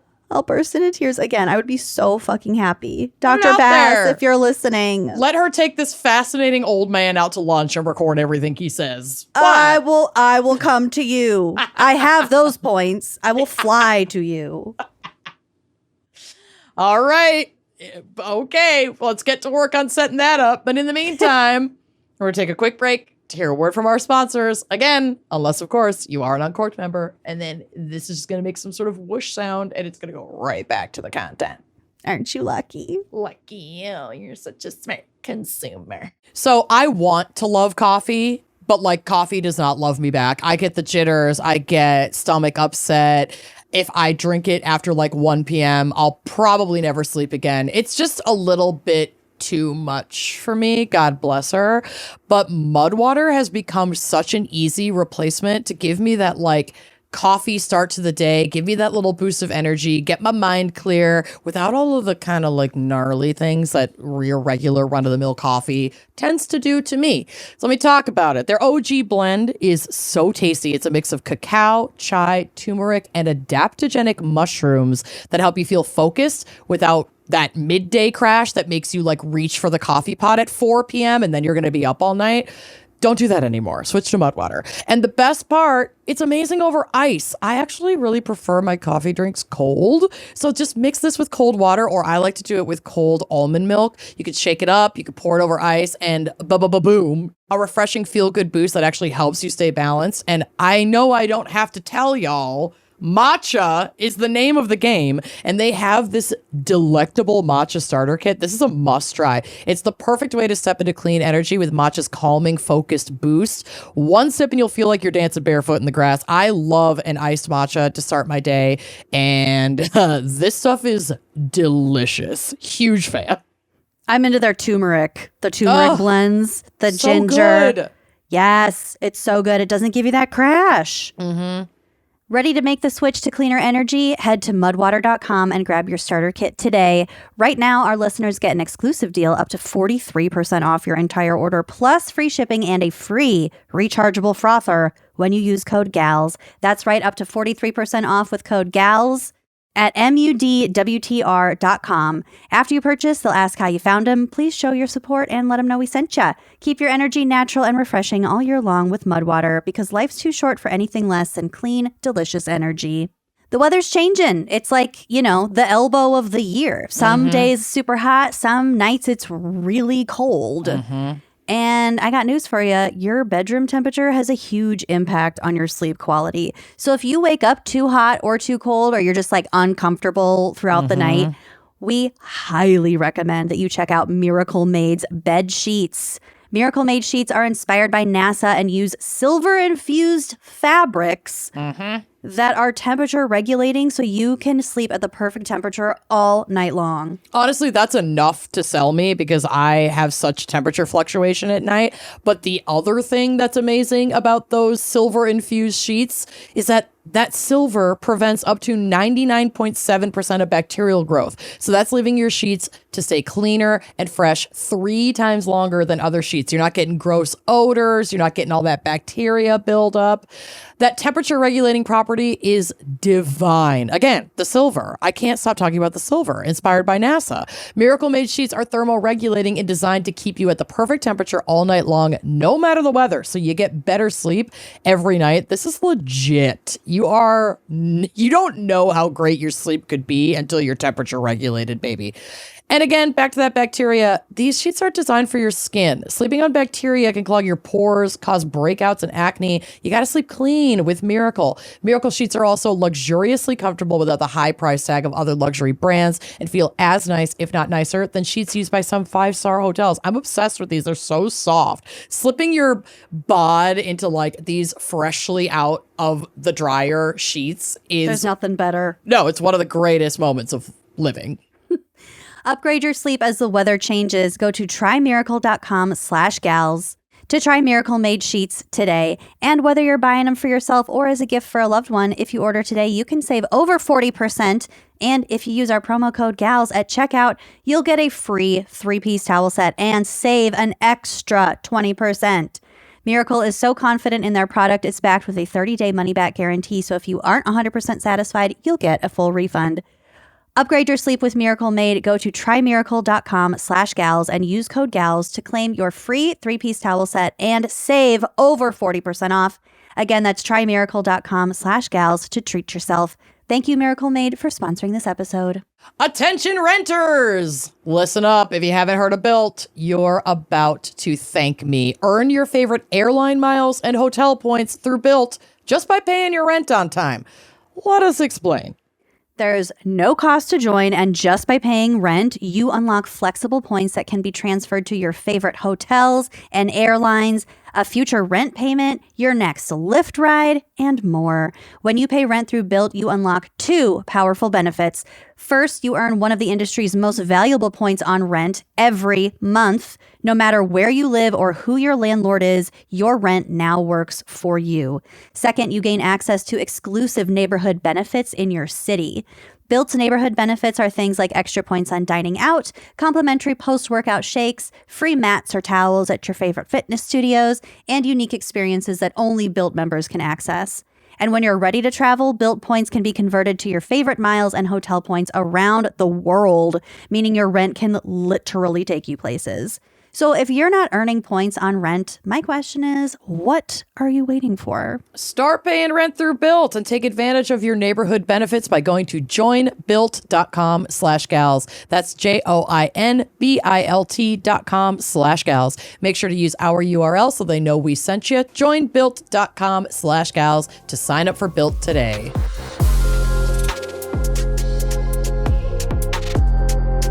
Okay, like I said at the top of the episode, I've got the fan picker case today. You do. Oh, I do. I heard it's dark, as usual. It's dark, but it's honestly, as far as like fan picker cases go, it's not the most gruesome thing I've ever heard. Okay. But that's also partly because it is solved. Okay. But like, there's a ton of unanswered questions. Mm-hmm. And we'll get to why. And of course, it features a fucking terrible white man. Oh, yeah. It's almost like there's a pattern or something. Almost. Per our fan picker, Brittany, we are talking today about Rhonda Daugherty. Rhonda. She was a beloved 49-year-old mother of two. I believe she has a son and a daughter. She was a Sunday school teacher. And she vanished from her home in it's either Lafayette or La Follette. I don't know how they pronounce it in Tennessee. Okay. Tennessee on December 2nd, 2014. Her husband, Charles Daugherty, returned that evening to an unsettling scene. And honestly, like, this is very creepy. So he gets home and the back door of their house is just wide open. Oh, no. Rhonda's gone. The children are adults, so they're out of the house. So it's just him and Rhonda. Rhonda's gone, but all of Rhonda's belongings, her cell phone, her purse, her keys, her car, all home untouched. Like that shit just like is chilling. Yeah. It's like you know something's wrong, but like nothing looks amiss except for the door being open. She's just gone. She's just gone. Yeah. Fucking creepy. So this was a woman described by her family and friends as a, quote, loving and wonderful person and the rock of the family. The timing of her disappearance was particularly cruel because Rhonda and Charles had not only just celebrated their 30th wedding anniversary, but they were barely a week away from like the due date of their first grandchild. No. I know. I know that particular hurt. Yeah, no shit. It sucks. So yeah, their daughter, Danelle Overton, remembers Rhonda's immense excitement about becoming a grandmother. They always like showed her the ultrasound pictures, and then she would get copies of the ultrasound pictures and show them to everyone. Like she was psyched about being a grandma. Of course she was. Her daughter was having a baby boy, and she was like telling everyone she wanted her grandson to call her Gam-Gam. You know, she was pumped. She was making plans. Gam-Gam was making plans. Rhonda's mother, Nancy Kitts, highlighted how Rhonda was like, again, the rock of the family. She's the person everybody went to for everything. And she was very devoted to her family. So her sudden absence was and remains a devastating blow. And anyone who was close to her knew for certain that Rhonda would never have just walked away from her family willingly. This isn't like a situation where she left and didn't want to be found. Yeah. That's not what's fucking happening here. So the Campbell County Sheriff's Office launched an investigation into Rhonda's disappearance on December 8th, 2014, initially offering a $5,000 reward for information, but then just 3 days later, and without any compelling leads after that initial announcement of a reward, they increased it to $10,000. They're just desperate for like someone to come forward and give them something. Someone knows something. Charles Daugherty expressed the profound agony of the unknown, saying, quote, "Not knowing what's happened is the biggest thing. I want to find her." Heartbreaking. Sad. The focus of the investigation soon turned to a man with a troubling past. His name is Lonnie Lee Van. Never meet a van.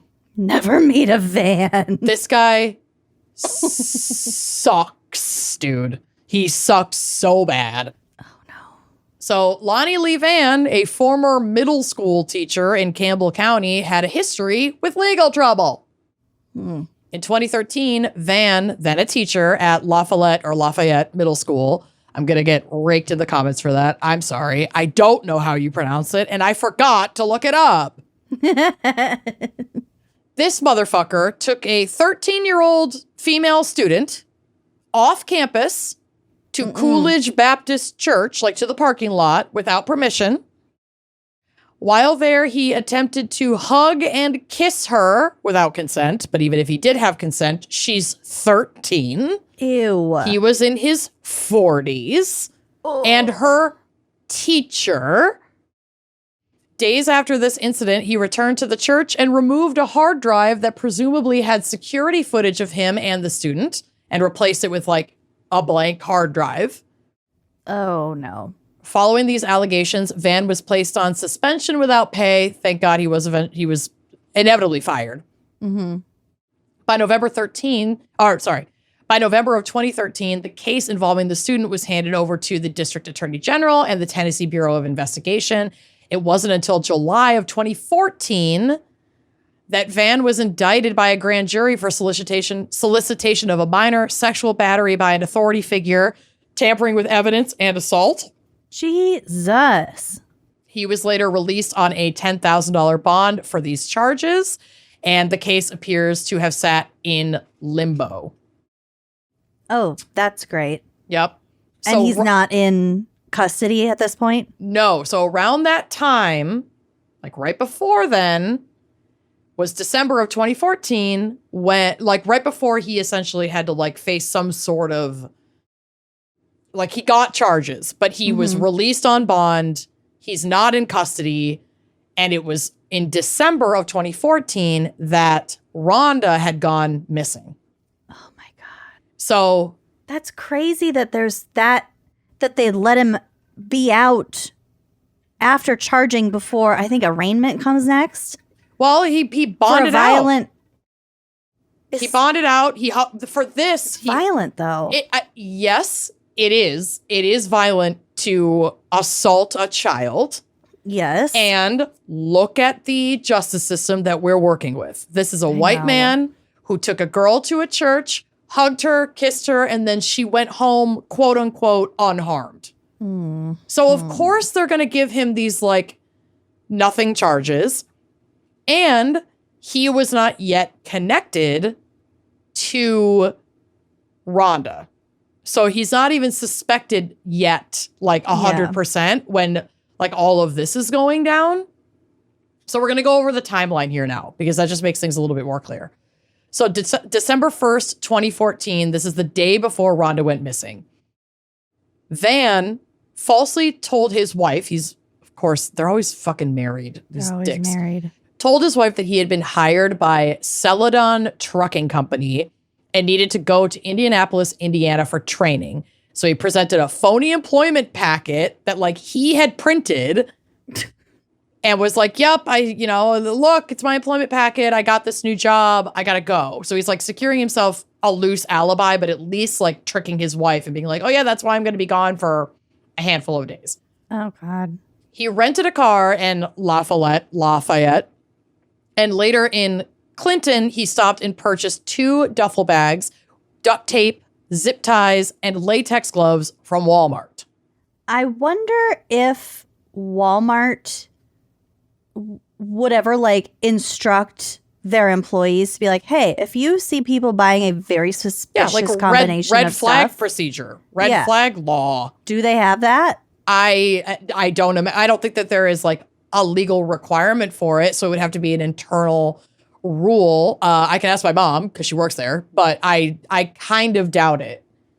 Because, there is that like fine line in specifically like Western capitalism about like your right to buy whatever the fuck you want over the counter that's legal and not have anybody in your business about it, which like, okay, I guess, but yeah. It's also really subjective. Watch Breaking Bad. But duffel bags, duct tape, zip ties, and gloves. Come on, guys. It's creepy. Let's put our thinking caps on. Yeah. So December 2nd, 2014, the day Rhonda disappeared, Lonnie Lee Van was captured on hotel surveillance, leaving the hotel with duffel bags and later seen buying 2 lightweight cinder blocks at a Knoxville, Tennessee Lowe's. Oh, come on. Yep. So it was a little while before this evidence had been received because, like, basically investigators got a hunch that this was their guy and then are working backwards to collect all of their evidence because we'll get to it. But, like, they're putting together a case. Yeah. So they get all this evidence and they're like, okay, yeah, this guy killed her and he fled the state. So December 5th, 2014, Van drove back to Campbell County and robbed a married couple, Jim and Diane Fields, at gunpoint in their Deerfield home in Tennessee.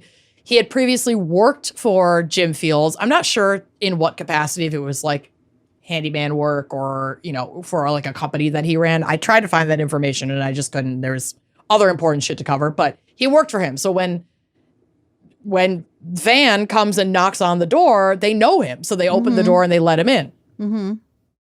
He tells them that he's in trouble and he needs money to get away and ties them up with zip ties that he had just bought at Walmart, steals their cash, and steals firearms that they had in the home. So now he's wanted for armed robbery and he's placed on Tennessee's most wanted list, but he has left Tennessee.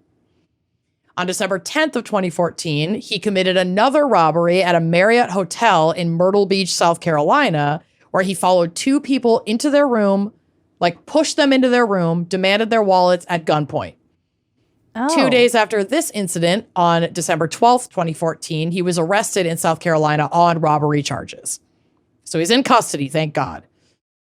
During a search of his rental car in South Carolina, investigators found zip ties resembling those used in the Fields robbery back in Tennessee, and zip ties that just so happened to have Rhonda Daugherty's DNA on them. Oh, no. They also found a black duffel bag matching his earlier purchases and a Lowe's receipt in a fishing boat at Sugar Hollow Marina. With the cinder blocks. With residue consistent with cinder blocks on the boat's, like, inner sides. Oh, my God. So the grim news that Rhonda's family had dreaded finally arrived on January 7th, 2015. They did not have a body, but they had all of this evidence that led them to believe that Rhonda had been murdered. They were pretty confident that all of this pointed to she is no longer with us. Did he have a previous relationship with her, or was this random? It was not random, but it is a little weird, and we'll get to it. I'm saving it for the end. Okay. So a Campbell County grand jury indicted Lonnie Van with first-degree murder and kidnapping in connection with her disappearance. However, officials did not immediately release what evidence linked Van to Rhonda's death, and that is because they didn't have a body, and this was going to be a case based pretty much entirely on circumstantial evidence. Mm-hmm. So they can't really release a ton of details yet because they have to prep to take this to trial. Yeah. So Van is extradited back to Tennessee from South Carolina on January 9th, 2015. Just days later, on January 12th, 2015, he appeared in court in Jacksboro, Tennessee, and pleaded not guilty to the murder and kidnapping charges. I'm not guilty. There was no murder. There's no body. Right. Prosecutors immediately recognized the unique and significant challenge that they faced, proving a murder case without a body. As now retired District Attorney General Al Schmutzer, I love Al Schmutzer or Schmutzer, not sure how you pronounce it, but both ways it's perfect, stated, quote, "In 32 years, I have not tried a murder case without a body," highlighting the difficulty of proving both that a death occurred and that what its cause was without the physical evidence of a body. So prosecutors would have to rely heavily on circumstantial evidence, as we said. The legal challenges for Van quickly escalated later in January 2015. Following his initial not guilty plea, Van was back in court and pleaded not guilty to 6 additional counts of robbery and kidnapping. These new charges were added to his homicide case, specifically counts 4 through 9, which accused Van of robbing and kidnapping or confining multiple people to facilitate his escape after committing first-degree murder. So that brought the total number of charges against Van at that time in the to 9 charges related to the Daugherty case. Oh. But Van was also still facing those separate charges from that case in 2013 involving his former student. That he was just never like paged to come back for. Not really, because like all of this happened and he was like indicted. I don't think he was fully indicted until after he'd already killed Rhonda. I think that was just like sitting in limbo, waiting, like working toward an indictment. Like it was going in front of the charges were going in front of a grand jury, but the process hadn't started yet. Mm-hmm. Like he hadn't been given formal charges yet, and he wasn't gonna see his day in court for it until now. They're like, okay, we're gonna include this to streamline the legal process. We're gonna add these charges to this existing case, and it's all gonna be tried together. Okay. So the attorney that had been working on that case in the 2013 charges stepped down. And so the same public defender that was appointed to represent him in the Daugherty murder case took it on, right? Mm-hmm. And that was just like deemed logical for one lawyer to handle everything, for everything to be tried together, which sounds good on paper, but this combination of charges doesn't always mean justice. And in the end, a lot of times when you have a bunch of charges piled up like into one court case, charges get fucking dropped. Yeah, and that gets really sticky. They These usually charges don't let you do that. No, but I think it was just like, there's so much. We know he's going to jail. Mm-hmm. Why not tack these on? And well, then in the interest of like, in the interest of time and like taxpayer dollars, sure, these trials are crazy expensive. Yeah, but the charges of what he did to his former student were dropped to prioritize and focus on the murder and armed robbery charges. That's fucked. It's devastating. I mean, thank God this victim's like name, identity not released. They shouldn't be. She deserves her privacy. But like, that's not justice. No, it's not. That's not justice for that girl who was assaulted by a murderer within a few months. Like a few months before he murdered someone, he assaulted a 13-year-old girl. Gosh, and so she's not going to be able to see justice for the harm that befell her, that she has to live with for the rest of her fucking life. And for it being her how teacher, is that fair? Yes. That's traumatic. It's so fucked up. So Van... Yep. Okay. So he's in custody. These charges are dropped. They're working on a trial. They're working on his case. In the meantime, they're continuing to search for Rhonda's body for months.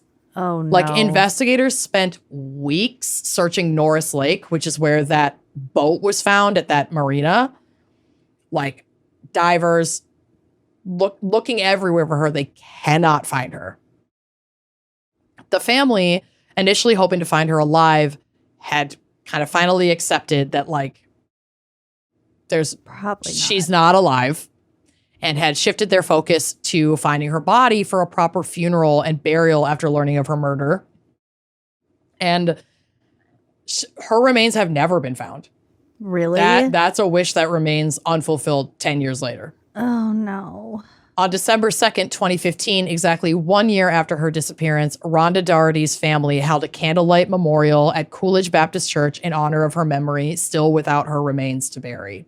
Oh, that's so sad. Yeah.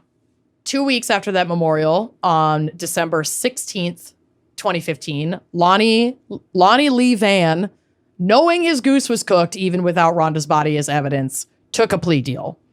Good. So they didn't end up having to like go through a whole long drawn out trial process, which I do appreciate for the family, but I also understand that sometimes a plea deal can feel like cheat. Yeah, well, like lesser justice for the families that are impacted. I do understand that. It's a compromise. It is. It can feel like a compromise. Well, it is a compromise. Yeah. So he took a plea deal. He pleaded guilty to second-degree murder, kidnapping, and tampering with evidence and was sentenced to 40 years in prison. At the time of his sentencing, he was already 45. He's a gross dude. He doesn't look like he's in good health. I'm pretty confident he will die in prison. He'd be 85 by the time he had any like opportunity for parole, if they even granted that to him. Mm-hmm. So I don't think he's walking out of there. I think he might be rolled out of there in a coffin, but somehow. Bye. But the plea agreement brought an end to, you know, the growing like trial prep phase. But for Rhonda Daugherty's family, the closure remains elusive without the discovery of her remains. And we still don't really know exactly why she was targeted, but one connection is at like the major forefront, which is another reason why I'm kind of pissed that they dropped the charges from the 2013 assault of a child. Because Charles Daugherty, Rhonda's husband, was a witness for the grand jury that had officially chosen to indict Van on those charges from his former student. So that's like a connection. Charles. So it was revenge, maybe? That's what I'm wondering. Like, could this have been some sort of sick revenge, or like you came for me and you're ruining my life. I'm going to kill your wife.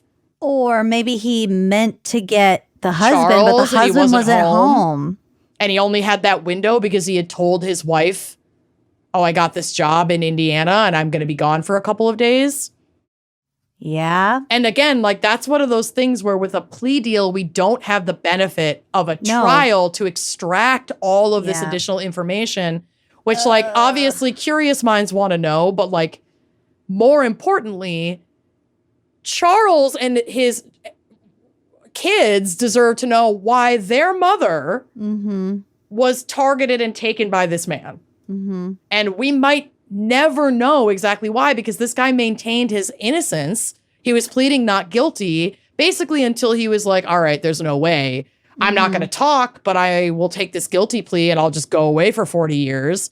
And now why he'd have no incentive to come out with the truth at this point. No, why fucking bother? Isn't that so crazy? Yeah. Oh, I feel so bad for that family. It's so fucking sad.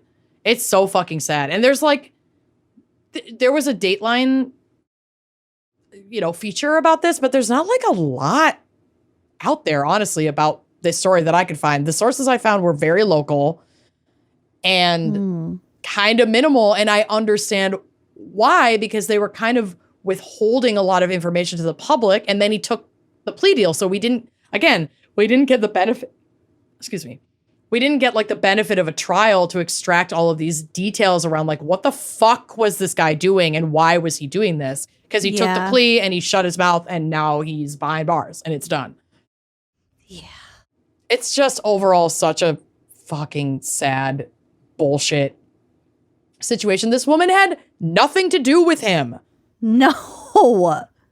Like, no. Sorry that her husband, like, it's like a small area. A lot of people go to that church. Somebody fucking saw you pull this bullshit with a student, or like saw you in that area and gave that information to the grand jury, and now you're gonna kill that guy's wife. It's so bizarre. It's just, yeah. And it's his fucking crazy. His kind of range of crimes is sort of widespreading too. He clearly spiraled the fuck out of control. The second he ended Rhonda's life, he was not thinking clearly before he did that, because like, what the fuck was your plan? Mm-hmm. Go to a friend's house or like a former colleague's house, rob them, go to a Marriott in South Carolina, rob more people, and you think you're actually going to get away? No. Like, what? Come on. Oh. So, I mean, thanks to him being a fucking idiot, he was apprehended very quickly. I mean, considering the fact that she went missing on December 2nd and he was in custody by like, January 12th or whatever? January 9th? The whole thing happened pretty fast. It was quick. And I will give investigators that. They tracked him down. But also, I will give investigators that they showed up when he kept committing crimes that he was getting in trouble for. Like, he kind of did all the work for them. And then there was very clear record of like all the purchases he had made, the boat, the cinder blocks, like all that shit. It's like, bro, you left a trail of breadcrumbs. I'm shocked that the remains were not found. And I do hope to God that one day something is discovered so this family can actually bury their loved one. And I know how important that can be in like different cultures, different religions. Like, it's important. And also to know if we can figure out cause of death, like what he did to this woman. Yeah. Because he's already enacted violence against a child. I don't think this was probably a very like clean, quote unquote, situation. No. Well, and also what happened to her could point to some kind of motive, like if she were sexually assaulted or, you know. I don't know. It's fucking gross. I liked my case better. Yeah, that's super fair. Way more dead people, though. Yeah. But, so that is my weird fanfic local case. unsolved case. I mean, it's solved. Like, we know that he did it. But we just, there's not like closure. Like, we don't. There is as much closure as there would be for an unsolved case, I feel. Kinda. Because of that plea deal, because they don't have her. It's like, oh. Well, anyway, I hope the family feels differently. I hope that they have some I hope that they semblance of comfort. That they have peace, that like her children or now grandchildren are well, and my heart goes out to that family big time. It's really a fucking sad situation. And this woman certainly did not deserve anything that happened to her. Not that anyone does in these situations. No. But yeah, thanks, Brittany, for that. Thank you, Brittany. God love you. You did good, kid. Yeah. And now I want to go to Knoxville. Let's do it. Let's do it. Knoxville show. Thank you so much for listening. And as usual, if you want to hear this episode and all of our episodes ad-free, join us on Uncorked, because we also got episodes of Spooky Little Bitch, where I talk about shit like this all the time. And Amanda gives advice. And a mansplaining. I do that. She does that. All right. Thank you for listening, and we'll see you next week. Bye-bye. Like what you see? Check out more episodes and become a member to unlock exclusive content. Yeah, don't forget to like, comment, and subscribe. Bye.